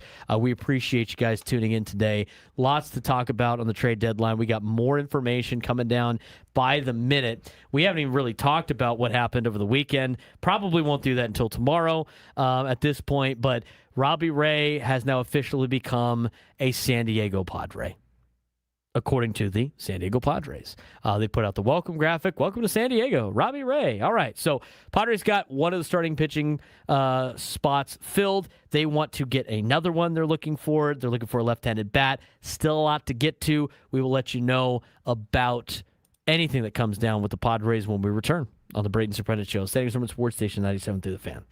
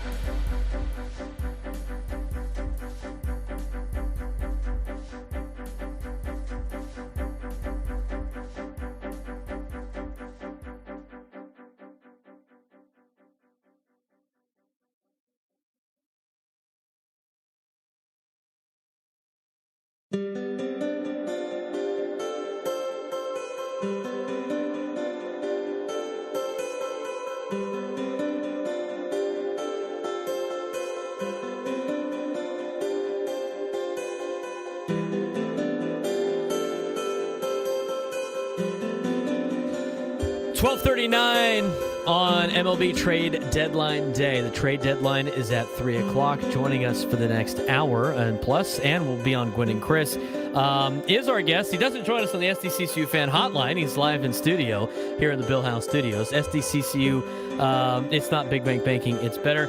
It is none other than Kyle Glaser, who joins us every once in a while on 97.3 The Fan. Wealth of baseball knowledge, wealth of knowledge on how organizations and how each organization really works. And we've had a pretty fun trade deadline. I think you got your big blockbuster move over the weekend with Tarik Skubal, Kyle, but you're seeing a lot of players move today. It seems very busy for a trade deadline, and I think a lot of it has to do with the fact that there's a lot of teams that still think they're in this thing. No question about it. First of all, Braden, I have to say, it's good to be on with you. Brotherhood of Delmar Heights Road, Torrey Pines High grad, Cathedral Catholic High grad, love it. But you're right, going into today, 17 teams were either in playoff position or within 2 games of playoff position. You are going to have a lot of buyers, a lot of interest, and a lot of players that could fill the various needs of these teams. So there's no question it's a buyer's market. There's a lot of needs out there, a lot of teams that believe they're still in it, and that's why we're seeing so much movement. Let's talk about some of the moves. So we were talking off air, and I want to talk about this first. And we're going to be live reacting to a lot of different news as it comes about from a lot of our insiders. But let's start with the Padres. Yeah. They officially get Robbie Ray. Yeah. I think a lot of, here's my thing. I'm like, unless you're religiously watching maybe some of these players, and you used to do it a lot for Baseball America. You're watching a lot of minor league players. Unless you're one person that was watching this guy every single day, I mean, the players back that the Padres gave up for Robbie Ray. Yeah, one of them is the top 4 prospect according to MLB Pipeline. The other was top 10. Fangraphs had that same player at 26. There's all a bunch of different rankings. How do you evaluate what the Padres had to do to get a rental of a pitcher in Robbie Ray? Yeah, first and foremost, I love the deal for the Padres. Robbie Ray is still pitching at a very, very high level. He's in the division. He pitches in a similar ballpark with similar ballpark effects.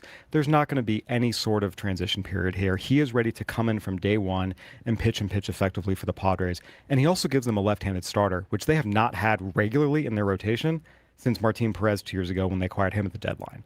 So there's a lot of things to like here. In terms of who they gave up, yeah, I mean, these are talented young kids, right? Not top 100 types, but good players. Miguel Mendez, look, it's fastball into the triple digits, hard slider. He's had some injuries. He has some wildness. Typically, this kind of guy ends up in the bullpen. He has a chance to be a late inning, high leverage kind of reliever who can potentially close down games later in his career. Janiel Hernandez is a top international signing.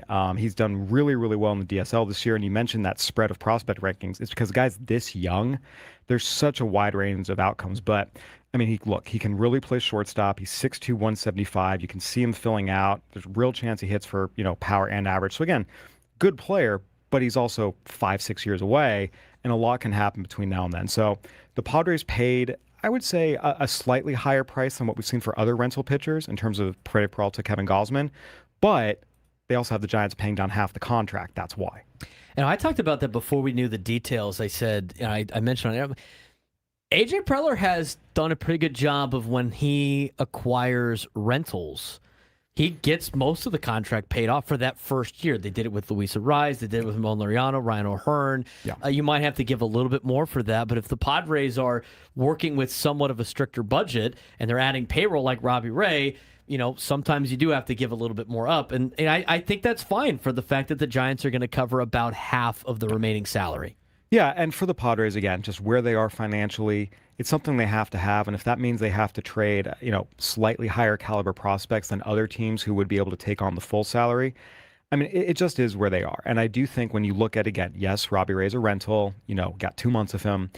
Are the Padres materially hurting their future by not having Miguel Mendez and, Janiel Hernandez in their system? I mean, maybe 5 years from now, Hernandez goes off and you kind of regret it a little bit. But I think the odds of that happening, just what we know about DSL players, I wouldn't worry about it too much. And this is the other thing, too. It's like, and we're going to move on to a lot of other different topics today. And Kyle Glaser is joining us for the final part of our show in this hour and then in the next hour. But A.J. Preller's done a pretty good job of finding these guys. Yeah. And not to say he's always going to hit, right? But he found Leo DeVries, and he found Ethan Salas, and now with the play, who's to say he's not going to find another 16, 17-year-old that's all of a sudden off the charts? I mean, it's high-risk players when they're that young. I mean, you're talking about kids that are like high school kids that are, you're trying to work through professional baseball. Yeah. It's a massive risk it's still a massive risk for the Giants when he becomes a San Francisco Giant to be part of that organization. And you understand from the Giants' perspective, they are way out of it. They're a mess. They're selling off. They are looking to the future. The Padres, to their credit, have a chance to win now, which, by the way, 2 weeks ago, that did not like it was going to look like it was going to be the case. I cannot give this team enough credit. They dropped 5 of 7 coming out of the All-Star break. They are dead in the water. They are hanging on by a thread with zero margin for error, and then they go 8-1 over the next 9 games. And yes, it's the Giants, it's the Rockies, it's the Marlins in the midst of a 10-game losing streak. But look, you have to win your games, period. This isn't NCAA basketball where there's quad 1 wins or quad 2 wins. They all count the same. You don't need a resume.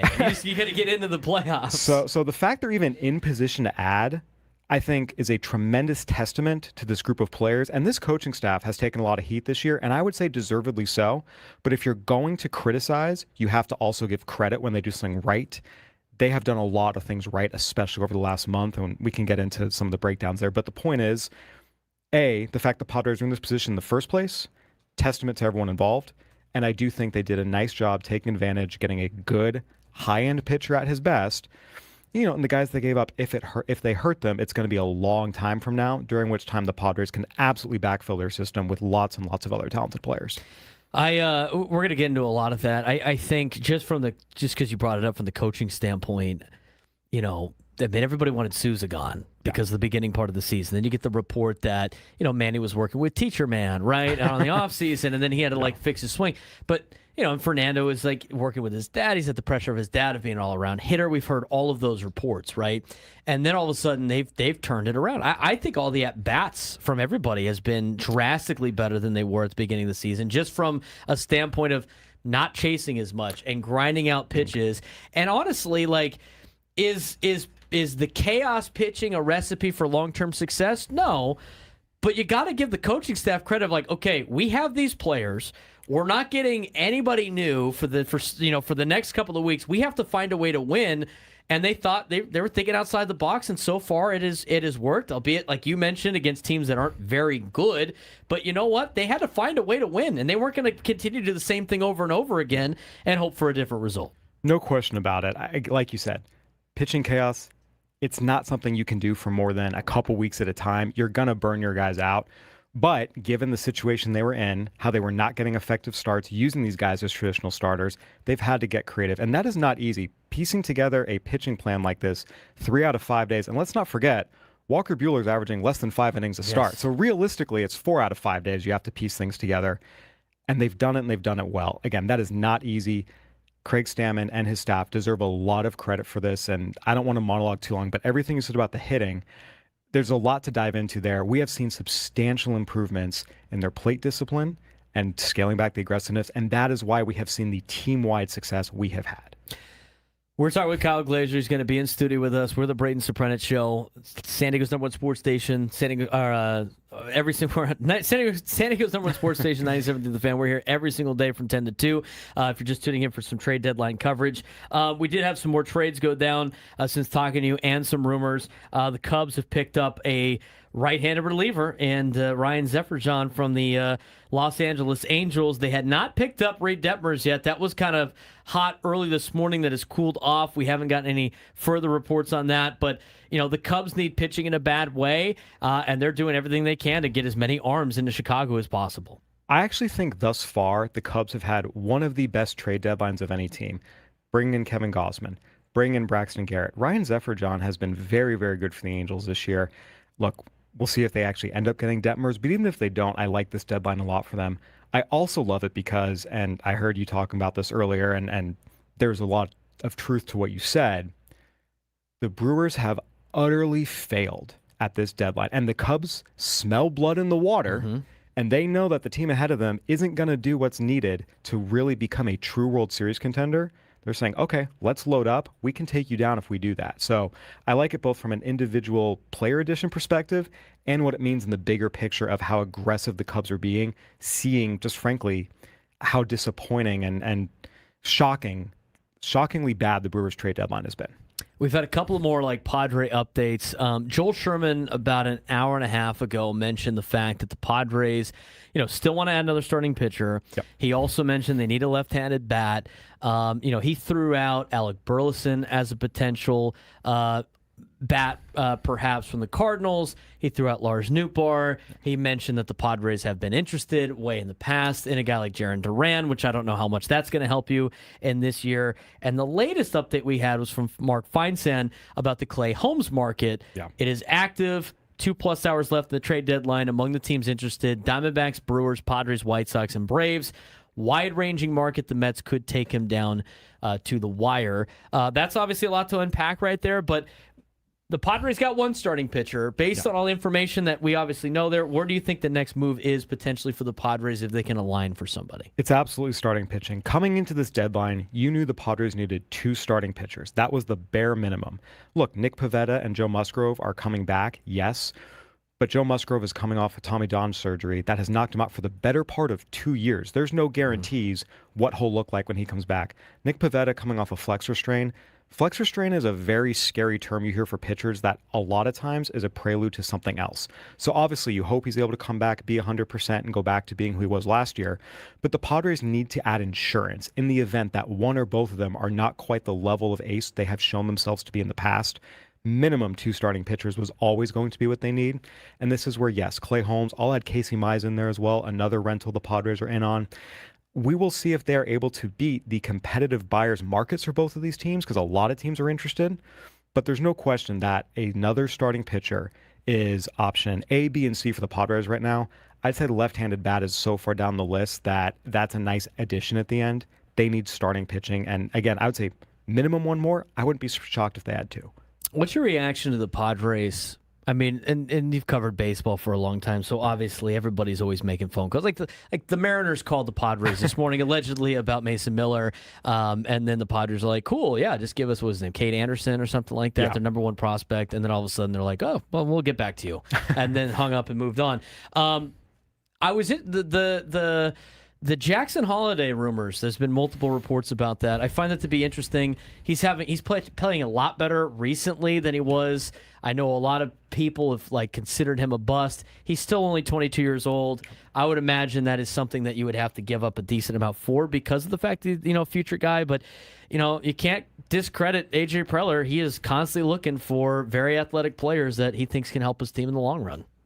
Always take the over on how many trades you think AJ Preller will make. There's no question. So I'm sitting here saying, yeah, they need another starting pitcher or 2. Left-handed bat is pretty far down the list of things they need comparatively.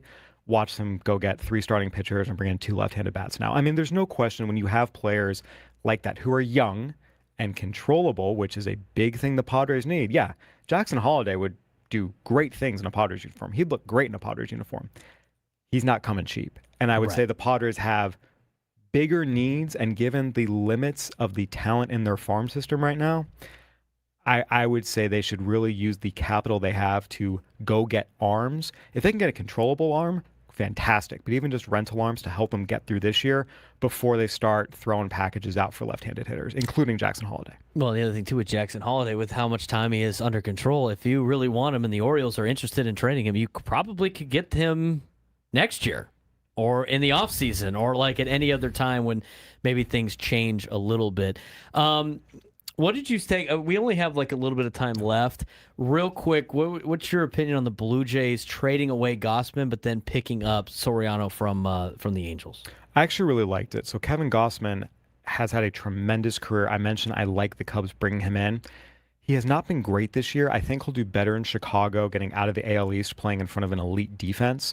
Jose Soriano has frontline stuff and was showing you flashes while playing in the most inept organization in Major League Baseball.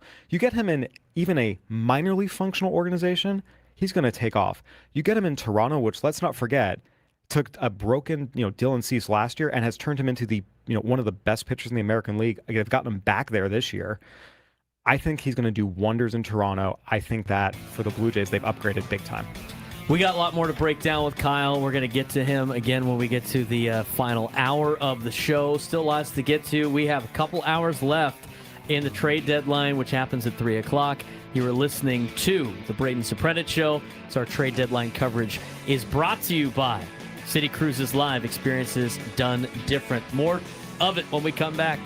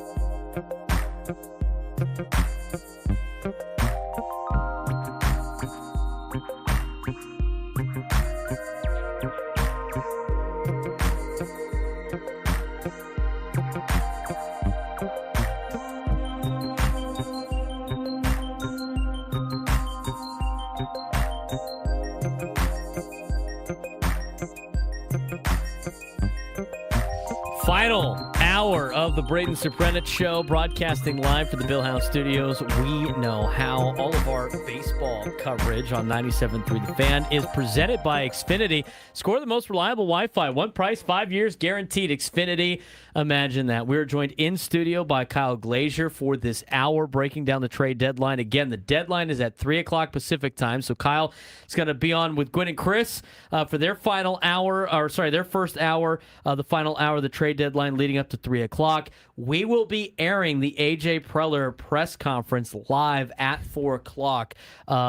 So after the deadline, when they hopefully make a couple more moves for a starting pitcher and a left-handed bat, you'll be able to hear A.J. Preller talk about that at 4 o'clock. Of course, we still got the Equawater SoCal Padres pregame show with Sam Levitt. We got Padres baseball getting ready for a huge series against the Arizona Diamondbacks. And that's kind of where I want to start here, Kyle. Just in what we have already seen happen, there's still a lot of time left. I mean, we see a lot of deals usually get done in the final hour or so.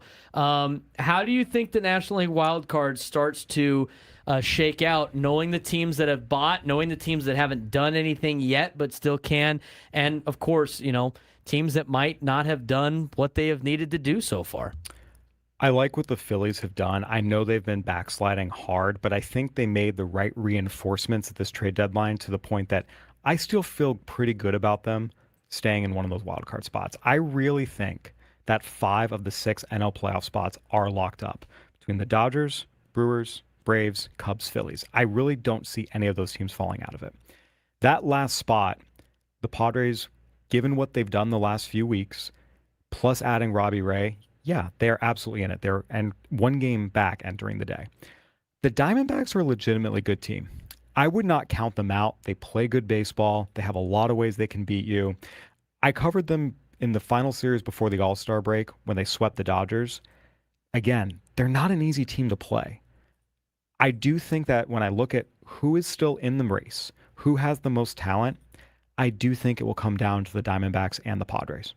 That's what makes this series so important. And this series now, all of a sudden, you would imagine that Robbie Ray would start one of these games here in Arizona. He was scheduled to pitch, I think, tomorrow for the Giants. We'll see if the Padres decide to have him pitch tomorrow against Arizona. But I thought the Padres made a good move by having Michael King pitch game 1 against Arizona. You already won 2 games against San Francisco. If you could get one more win out of pitching chaos against the Giants, who are trending in the very wrong direction, Michael King and now Robbie Ray set up to have 2 of your better pitchers ready to go in a very important series for the Padres. No question. And again, you're going to say, well, it's early August. There's a lot of baseball left. We see all the time that one head-to-head series where if they just pulled out one more win, a lot of times that's the difference. I will say there's one other team that intrigues me, and I can't believe I'm saying these words, the Pittsburgh Pirates. And the reason is, yes, they're below 500. They're 3.5 out right now. They have one of the best offenses in baseball. They have one of the best collections of starting pitching, young starting pitching in baseball. They have one issue, and it's a big one. It's the bullpen.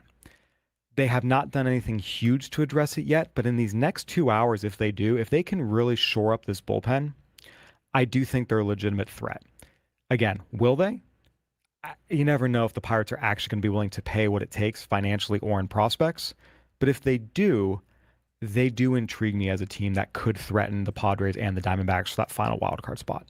What are they saying the biggest problem is with Paul Skeens right now, just not being as dominant as he's been? I mean, it's obviously a tough stretch, but this year it even started in game 1 where, New York Mets fans had the false sense of hope that they were going to be able to be really good this year after beating up on Paul Skeens. Apparently, everybody does that now. I had to throw that in. Frank, I just see if Frank's paying attention over there.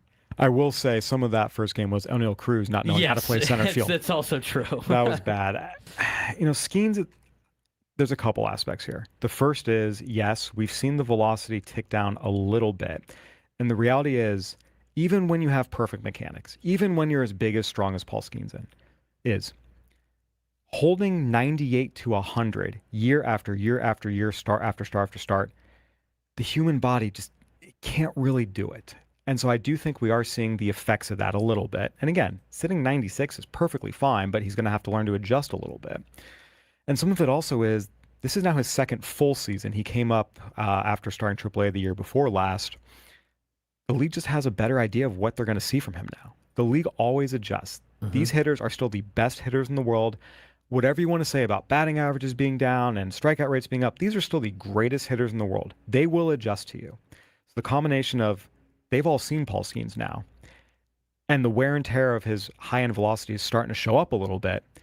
Now it's his turn to adjust. I still think he will. He's too good. The aptitude's too high. The physical ability is too high for him to not, but we're waiting to see it happen. It's going to happen, but it hasn't happened yet. We're talking with Kyle Glaser. We'll be talking with him for the next hour as we break down what happens on the MLB trade deadline. So the Padres added Robbie Ray. That has become official now. We talked a little bit about it in the last hour. But let's now discuss where the Padres go from here. We talked about they need starting pitching. We've talked about that, if they, further down the road want to be a little bit more on the left-handed bat spot, maybe they add that later, but they have to get to starting pitching. Let's discuss who's still out there, right? Reed Detmers officially has not been traded yet by the Angels. The Rangers, I thought, was interesting. They were kind of dangling the carrot about being a seller, but now they say that they don't want to sell. And Jacob deGrom, said he's not waiving his no-trade clause. But what is out there pitching-wise that you think, Kyle, the Padres could still go get that would immediately make an impact for this season? I really like what Casey Mize is doing, what he offers. He's a rental, former number 1 overall pick. Took him a little bit of time to figure it out. And again, he's not one of those guys that when you look on the pitch design models, he's going to really pop. But he's big, he's physical, he has a deep arsenal, takes you deep into games, and guess what? At the end of the day, he's a heck of a lot more effective than a lot of these other guys who just pop on a model. So I really like the idea of adding him to this rotation, in part because he's able to pitch deeper into games. Clay Holmes is interesting. He's coming off of an injury. He's been on the IL the last 2 months with a broken fibula. Just had his final rehab start, but we don't know what he's going to look like. He might need a few starts to get, back to peak form against big league hitters. I look at Reed Detmers. I also look at Foster Griffin of the Nationals. A few weeks ago, when the Nationals were 1 game back, it didn't make sense to trade him. Now he's a rental. And again, you add a second lefty who can really pitch. He's come back over from Asia, deep arsenal, pitching deep into games, holding down good lineups in the NL East. That's a name I'd keep an eye out for. So I really do like the idea of Mize and Griffin at the top of that list. Holmes is interesting with the injury. Detmers, there's a lot of years of control there. That one will be tricky. Yeah, and at this point, since the Cubs have reached out and you heard some comments like they might be able to get Detmers, they have made a trade with the Angels for a bullpen arm, which I don't know if that means that they are not going to be able to get Reed Detmers, but that might be showing you some of maybe the price tag being incredibly high. But it sounds like, did you see the back for the Angels on the Zephyr trade? I have not yet. I was waiting for that to come through. Angels are getting catcher Moises Ballesteros and right-handed pitcher Mason McGuire for Zephyr. I think that's the best return the Angels have gotten. I know people are going to look at Arjun Nimala, the former first-round pick they got from the Blue Jays for Jose Soriano. I'm a little skeptical on his bat. Moises Ballesteros can rake, and he's ready to do so in the major leagues today. Whether or not he can catch, it's up for debate. He's a big boy, but I think of all the players the Angels have gotten back in all of their trades, and I've been very lukewarm on a lot of them, to me, this is actually the best trade they've made.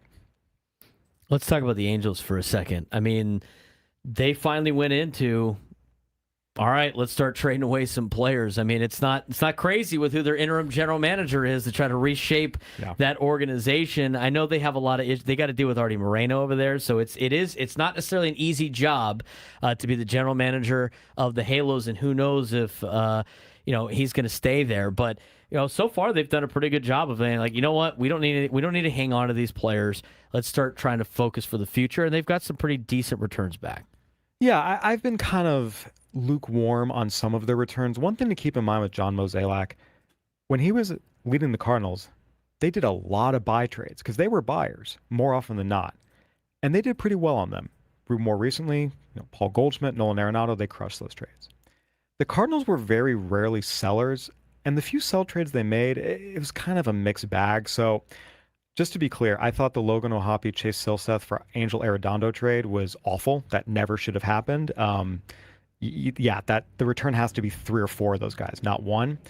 The Jose Soriano trade, it is what it is. Joe Adele, I don't think they got enough back. but I like this Ryan Zephyr-John trade a lot. I think that's a move where, again, you're getting a young, controllable, impact big league bat who can help you today and 4 or 5 years from now. Those are the kind of trades the Angels should be making. They have talent. They're a terrible team. They have individual talent. Now it's about maximizing the talent in all these returns.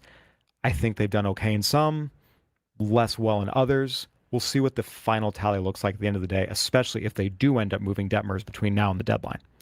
Houston Astros finalizing a deal to acquire center fielder Dalton Varsho from the Toronto Blue Jays. Sources tell ESPN Jeff Passan had it, as well as Mitch Bannon. Sounds like it's pretty close. Sounds like this return will be starting pitcher Spencer Arrighetti. The Blue Jays have been very active today in preparing for the future, and with a lot of their moves, they do help them now, but also in the future. We saw John Heyman said the Padres were looking at Dalton Varsho a little bit. So Dalton Varsho's off the board. Astros, how about the Astros sweeping the Rangers and playing some really good baseball? They have played their way back into a buyer seat, and they add Dalton Varsho to add to their other moves that they already made. Yeah, no question. It's a mistake to count the Astros out, especially in an AL West where no one seems to be able to put together a winning record. There's too much talent there, even after all the guys they lost. You still have Yordan Alvarez. You still have Jeremy Pena. Yeah, I like this move, right? Dalton Varsho is one of the best defensive center fielders in baseball. There's real left-handed power there. And from the Blue Jays' perspective, we talked about this, right? That, yes, they're trading veterans like Kevin Gausman, Dalton Varsho, but the guys they're getting back are in the big leagues. Jose Soriano is a big leaguer with multiple years of control. Spencer Arrighetti has pitched and started games in the major leagues and is ready to have a regular rotation spot. I like what the Blue Jays are doing. They're not trading these guys for guys who are low A, he's 20, he's 3-4 years away. We like the underlying, plate discipline, but he has to answer. None of that. They're getting guys who will help them next year. And that's the right move for this franchise. So I like it for the Astros. I like what the Blue Jays are doing. It's funny. We talk about sellers. I think the Blue Jays have actually been the best seller this deadline. You don't really think of them as sellers, but they have been. We haven't talked about the Red Sox making a trade with the Orioles for Adley Rutschman, an interdivision trade. They gave up a lot for Adley Rutschman. The Orioles were like throwing him out there a little bit throughout the entire season. Obviously, they got Samuel Basallo as part of their org. They seem to be like loading up on, again, just some minor leaguers, but after signing Pete Alonso during the offseason, I mean, this move is interesting to me for Baltimore. It doesn't seem like they really have too much of a plan. But for the Red Sox, they played their way into being a contender with the insane run they've been on. They just swept the Dodgers, and they go get some serious catching help. The Red Sox deserve a lot of credit. We talk about teams who looked like they were going nowhere, had nothing going for them. It was only a couple months ago they fired Alex Cora, and this team looked like it was going down the drain. This organization looked like it was going down the drain when how the Devers situation was handled last year, with how the Cora situation was handled this year. They brought in interim manager and Chad Tracy, who I actually covered when he was the manager of the Inland Empire 66ers, high for the Angels. And even then, you could tell this guy's a big league future. This guy's smart. He gets it. He knows how to communicate. He's gotten his shot, and he has completely turned the ship around. He deserves a ton of credit. They need to get the interim tag off of him and make him their full-time manager. I do think the Red Sox, given how weak the American League is overall, if they get in, they can absolutely do some damage. Now you add Adley Rutschman, who Orioles fans got way too down on, is a switch-hitting catcher who gives you above-average offense, good defense behind the plate, and is an elite leader in the clubhouse. Yeah, this is the kind of guy that can carry you over the top, and I think being in a healthier, actual winning organization, I wouldn't be shocked to see him kind of produce more. I did see, Robert Murray has been the guy that, as everybody continued to say that the Padres might need to sell Mason Miller. This was before they went on their hot streak. Yeah. Robert Murray was the guy that was saying, I just don't see that happening with what AJ Preller is. Yeah. He had reported earlier, not too long ago that, AJ Preller is lurking and might be involved with a lot more that's getting reported. I know that probably doesn't surprise you, but in all these years, being from San Diego, and obviously you've paid attention probably more closely to San Diego than all the other teams that you've paid attention to, in watching AJ Preller at the trade deadline, what can you tell us about what AJ Preller is like from what you've heard around organizations about like the calls he makes and what a trade deadline day is like for AJ Preller? Well, I can tell you last year, he slept 1 hour in the 24 hours leading up to the trade deadline. AJ Preller is extraordinarily aggressive. We talk about so many GMs and front offices in the game today being risk averse, clutching onto their prospects. AJ Preller goes completely the other direction. And when there's a player that he really, really wants, he locks onto that player and does not give up, for better or worse. Sometimes he has gotten, you could argue, borderline obsessive about a player, and it has led him to trade away too much for said player. That has happened. But there's no question that the level of aggressiveness and persistence, keep in mind the Mason Miller trade, that didn't just come together last year. He was told no multiple times, multiple weeks beforehand, and he kept going until he got him. That is what AJ Preller is like. There's a former executive who put it really, really well.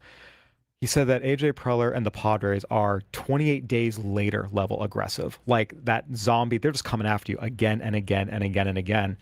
That's what it's like. Let's talk about some of the rumors then for the Padres that have been linked to. I mean, we talked about the Jackson Holiday thing already.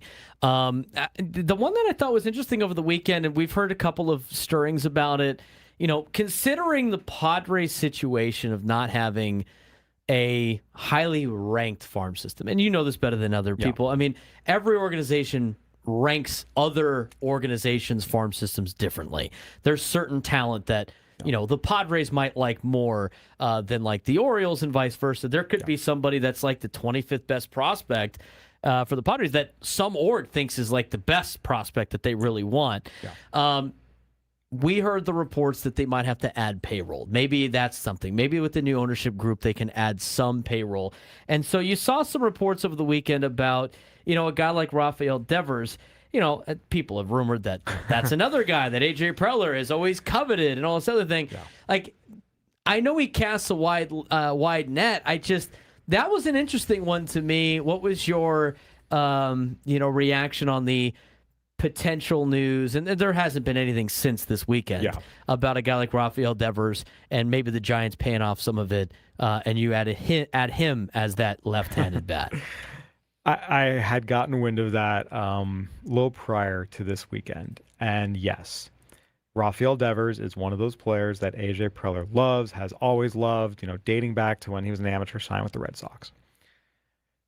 Given the salary still owed to him, given the production levels falling, given he's always had fitness issues and is now moving into his 30s, and given, how should I say this? There's definitely some clubhouse team dynamic stuff there with him that isn't the greatest in the world. It's not the worst, but it's not the greatest. To me, that would be, we talk about AJ Preller does a lot of things well. This would be the wrong type of move. We see AJ Preller sometimes get obsessive about certain players who really aren't that good anymore, but because he's loved them forever, he wants them no matter what, and it causes him to make mistakes. That's what this would be with Rafael Devers. So I'll say this, kind of talking out of both sides of my mouth. It would not shock me if AJ Preller acquires Rafael Devers. I think doing so would make the Padres a worse team.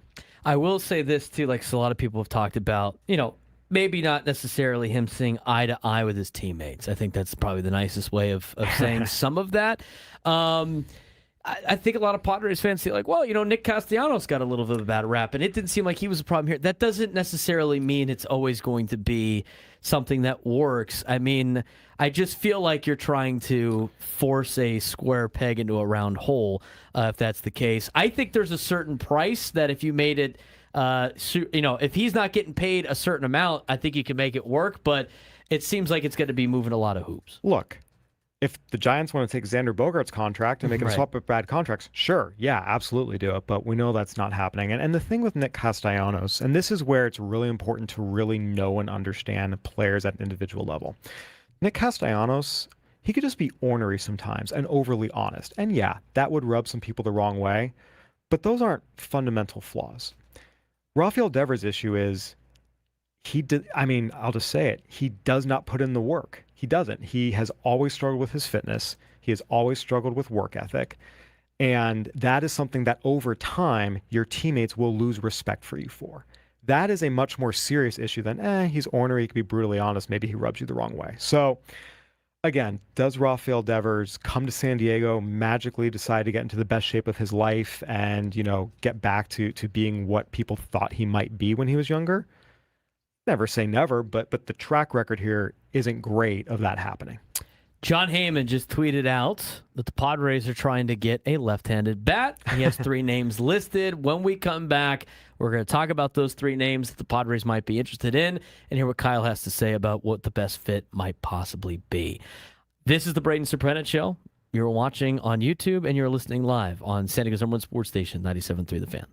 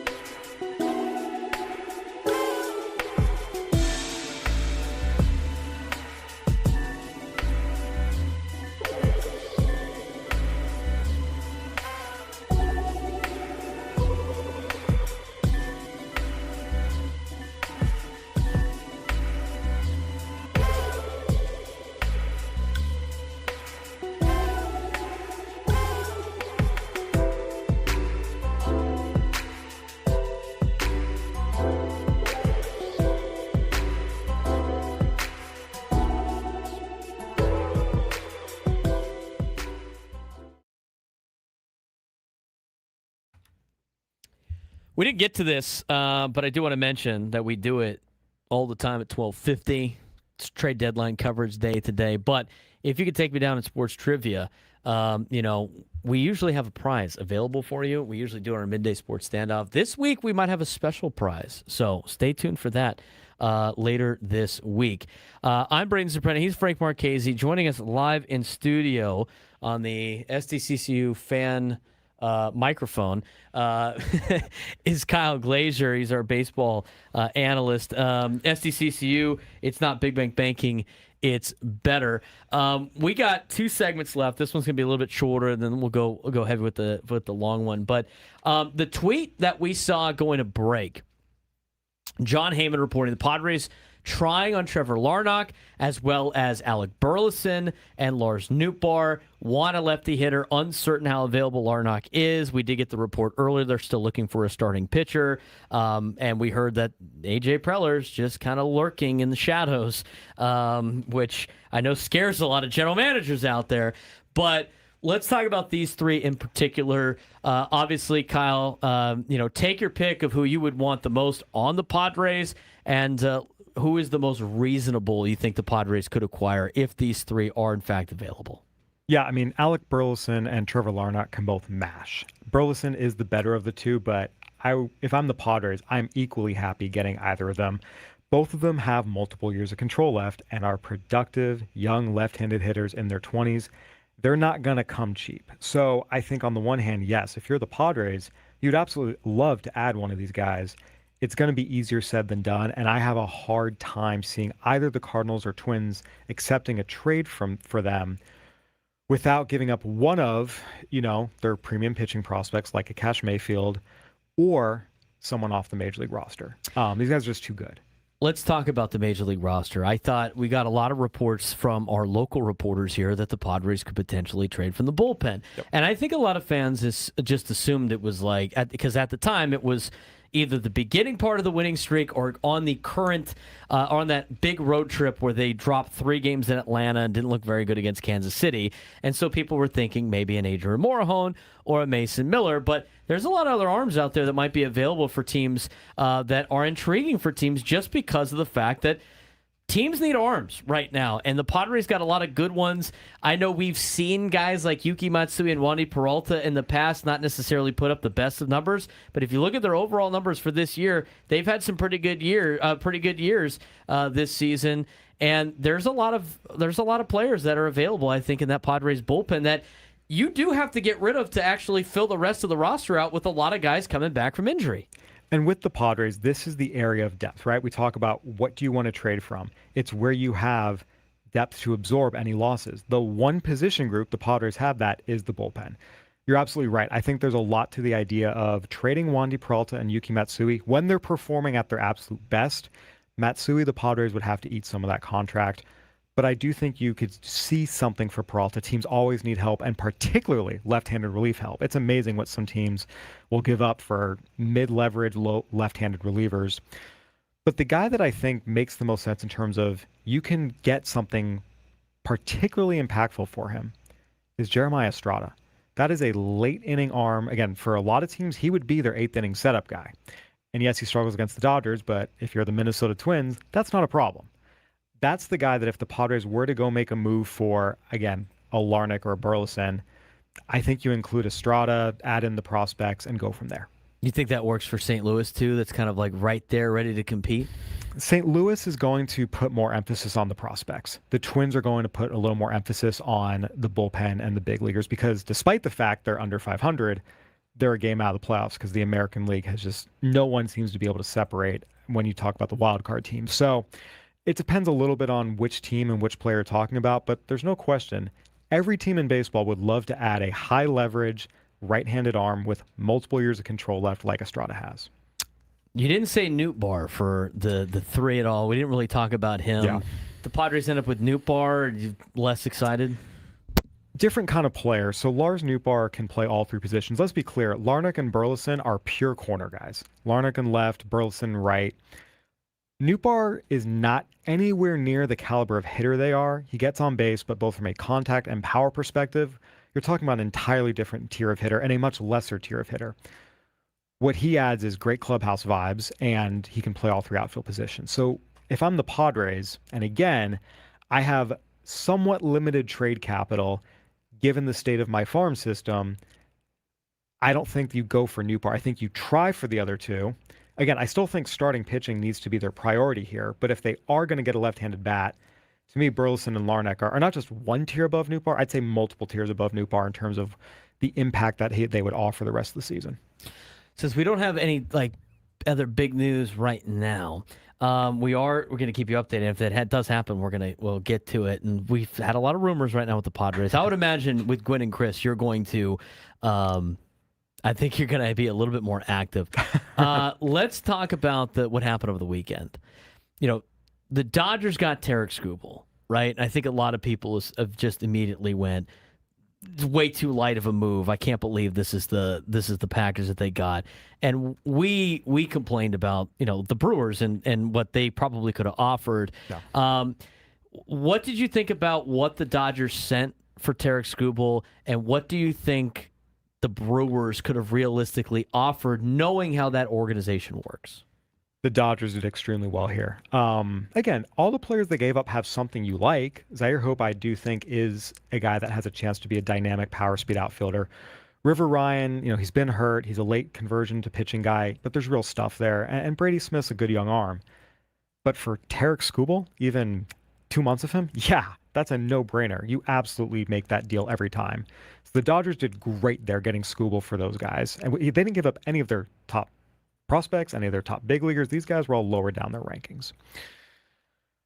The Brewers screwed up, plain and simple. The Milwaukee Brewers could have easily dwarfed that package, and I would argue needed Tarik Skubal more than the Dodgers did to actually have a chance to win a World Series. And here's what people miss when they talk about, the Dodgers, they're so deep they can absorb those losses and not have it hurt them. The Brewers being small market, no. The Brewers, and to the Brewers' credit, they have done a tremendous job. They have built up a massive amount of organizational depth in the majors and the minors. And with that, they have some really talented prospects in the minors that have no place to play for the Milwaukee Brewers anytime in the next 5 years. You look at their middle infield, they are set. Bryce Terang, Cooper Pratt, and Jesus Mate, I get, you don't want to trade Mate for a rental. But Luis Pena, that's a top 50 prospect. He has nowhere to play in Milwaukee. His value to the Brewers is solely as a trade chip. Jet Williams will never play in Milwaukee. I do not see a scenario in which between the shortstop, second base, and the outfield, there's no place for him to play. His biggest value to the Brewers is as a trade chip.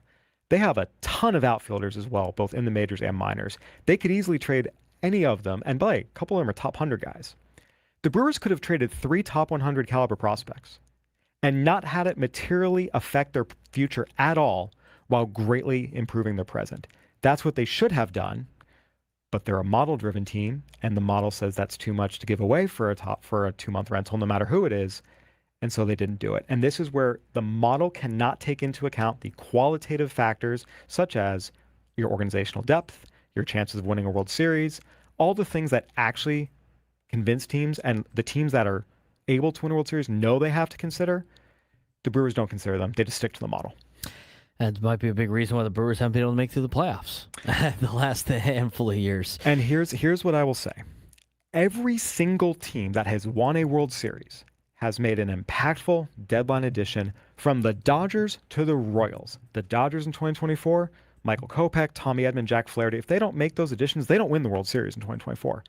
Back to the Royals in 2015, if they don't add Ben Zobrist and Johnny Cueto at the deadline, they don't win the World Series. Small market, big market, doesn't matter. You have to be bold. There's a point where you have to make a trade of top tier prospects to go get those big time veterans that will get you over the hump, even if they're rentals. This is the Brewers' window to do it, both where they are in the standings and what their organization looks like, and they completely whiffed on it. Completely whiffed. I agree. We did our little rant on that earlier.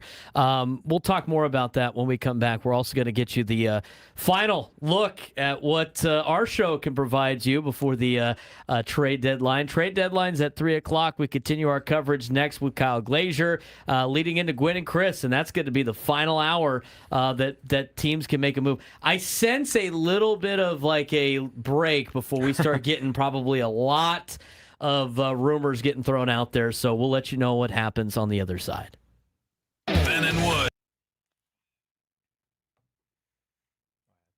So who operates like?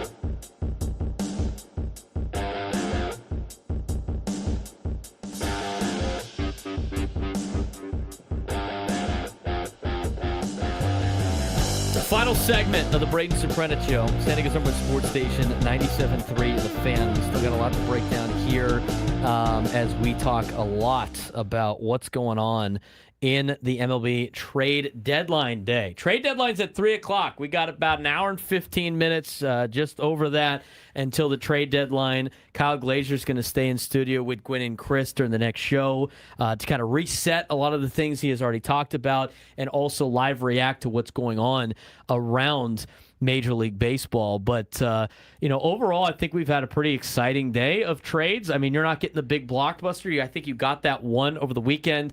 But, going into this trade deadline, Kyle, this was not like a trade deadline that had a lot of players that were massive, big blockbuster type players on teams that were really bad. You really only had two names that could potentially be, quote, a blockbuster. One of them was Tarik Skubal, ended up going. The other one was Mason Miller, and the Padres who played their way out of potentially selling, which would have been a disastrous 1 year of Mason Miller having to give up Leo DeVries for just 1 year of him. So all said and done, I think this is a pretty active trade deadline this year. It definitely is, and you're right. Tarik Skubal was the headliner, and the big question for a while was, will the Tigers move him? Let's not forget, they were in the race up until a couple of days ago. So I will say that while there might not be other players for these big headliners, on the billboard guys, there's a lot of talented players changing uniforms that I think will have an impact on the rest of this season. And then for the players who are staying with their new teams, seasons beyond. The Yankees getting Luis Garcia. Luis Garcia has very quietly been on a Freddie Freeman, Matt Olson level of production as a first baseman in the National League. Freddy Peralta and Kevin Gausman, those guys are rentals. Yes, they were having rough years. Would anyone be shocked if they get somewhere new, get a fresh start, and just dominate down the stretch? Absolutely not. I see a lot of really interesting guys as well, like, Braxton Garrett's still young. I wouldn't be shocked if he takes off.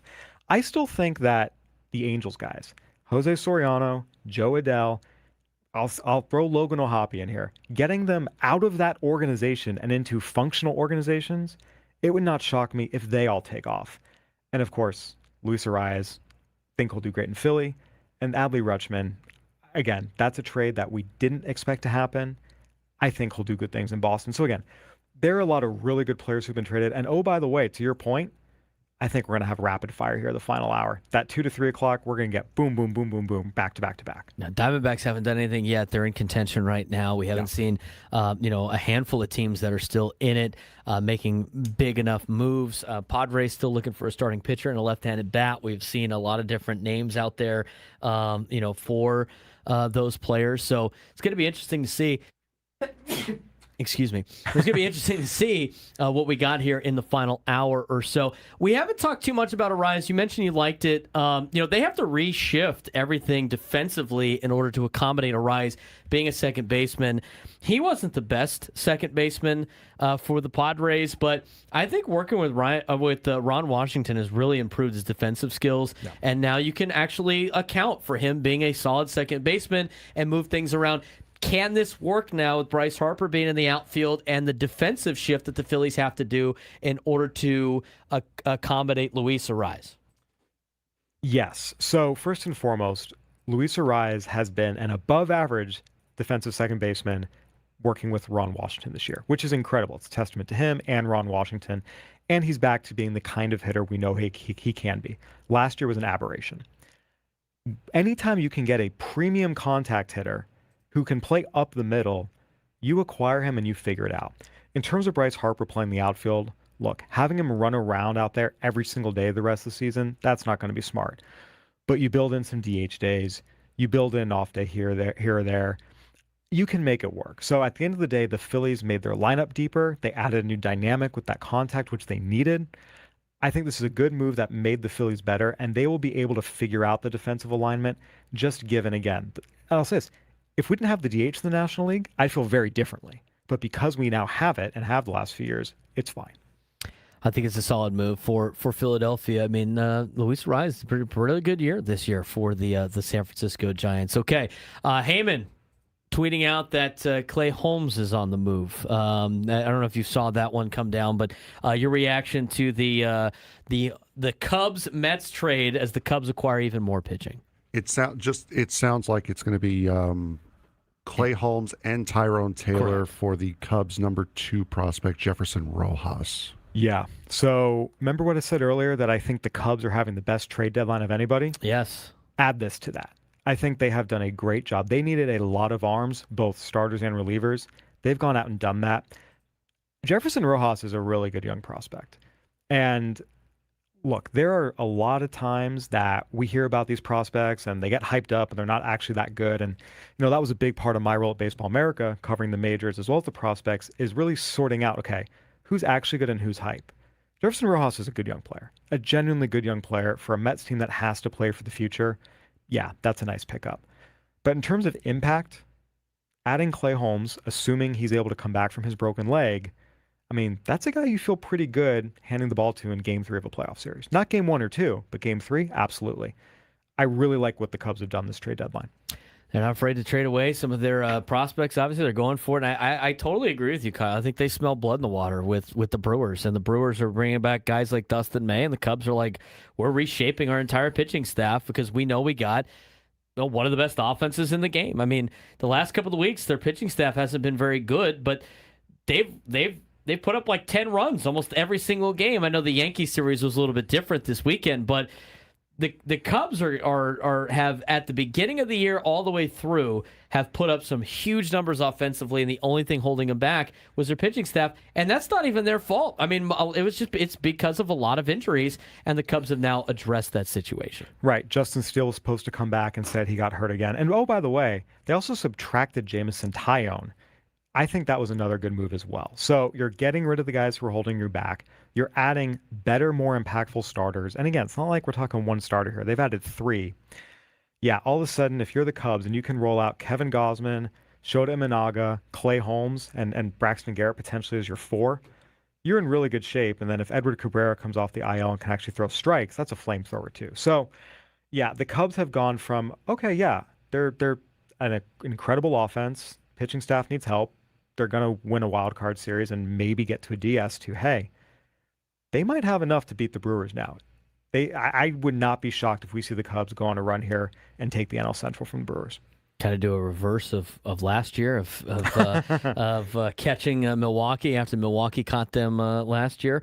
Let's we got another one too. Tampa Bay is acquiring Tyler Wells from the Baltimore Orioles, according to Jeff Passan out there in the American League East. We got a couple of minutes left before you go on with Quinn and Chris, which we'll see in the next hour, Kyle. We've talked about the Padres a lot, but in the next hour, who are some teams you want to see make moves, and who are what are some moves you'd like to see these teams make in the next hour for you to be like, you know what, they had a pretty good deadline? I mean, we'll start right here. The Padres need to add at least one more starting pitcher. I think if they do that, you can say, okay, they got what they needed this deadline. So even if they don't get a left-handed bat, if they just get another starting pitcher, you'd be like, all right, they did what they needed to do. As long as it's the right starting pitcher. Right. If they go out and get Casey Mize, I'll be like, yeah, that's a good deadline. You add Casey Mize, Robbie Ray, even if there's nothing else, that would be a good deadline. If it's just Robbie Ray and a left-handed bat, I would say they didn't get what they really needed most, which was another starter. I mean, again, we're going to repeat ourselves. The Brewers have to do something. And yes, I know they acquired Dustin May, but look, they missed on Tarik Skubal. They screw that up. Okay, fine, whatever. They then let Freddy Peralta go somewhere else. They let Kevin Gausman go somewhere else. They've let so many other quality pitchers that they could have acquired for nothing, as far as they're concerned, go somewhere else. I just think they have to do something here. Otherwise, it's a complete and total failure. And they're smart enough. They should know that. But again, model-driven teams, sometimes they become slaves to the models, and it stifles their ability to actually go do what they need to do. You surprised the Yankees haven't really done anything outside of the Luis Garcia Jr.? I mean, they're a team that's needed some serious bullpen help. Have they done enough? No, they need to add another reliever. Again, David Bednar's been pretty good for them, but yeah, they could absolutely add another reliever or two. And I wouldn't be surprised if we see that happen here in the next hour.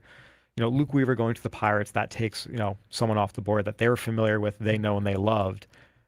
Yes, the Yankees absolutely need to add some relief help, but I will say adding Luis Garcia Jr., look, this is a lineup that if you take Aaron Judge out of it, is kind of an average offense. Mm-hmm. Now you take out Aaron Judge and Cody Bellinger and Giancarlo Stanton. They haven't been very good. So I will say that I do think that's an impactful enough move where I'd be like, yeah, the Yankees did well, but yes, they absolutely need to add some bullpen help. Yeah, it sounded like maybe. I mean, we've heard a lot of the connections between the Yankees and the Padres bullpen, but I don't think they might be able to get the two guys that they were looking for earlier the last couple of weeks. Definitely not. But again, we see all the time teams and trade discussions start with, okay, we like this guy. No, let's go down the list. How about this guy? No, let's go down the list. How about this guy? Again, Jeremiah Estrada would look really good in Yankee pinstripes. He would help them tremendously. What do the Padres get back for him? Again, I have a hard time seeing the Yankees giving up one of their controllable young starters with Jeremiah Estrada as the anchor. That said, we have seen a lot of deals go down this deadline where I've been like, really? That's it? So you never know. Yeah, I do want to. We have like a minute or so left. We talked about that before you jumped on with us. What do you think that changes for the Padres? Do you think now with the way the market has been set in terms of price tags for some of these players, even with the farm system they have, do you think they're able to acquire what they need without having giving up one of their top three? They're more likely to be able to. There's no question. I talked about how the Padres dynamic has shifted, winning 8 of 9, but the second part of it is with what we're seeing market prices, the Padres are not going to have to pay very much to get some players who can make an impact for them. They're in good shape. Would you be more shocked if they actually gave up a Salas, a Schoolcraft, or a Mayfield for a player, assuming it's not like some big name out of nowhere? I wouldn't be shocked because A.J. Preller sometimes will do that. He'll overpay compared to the market, but they don't need to, so we'll see what they end up doing.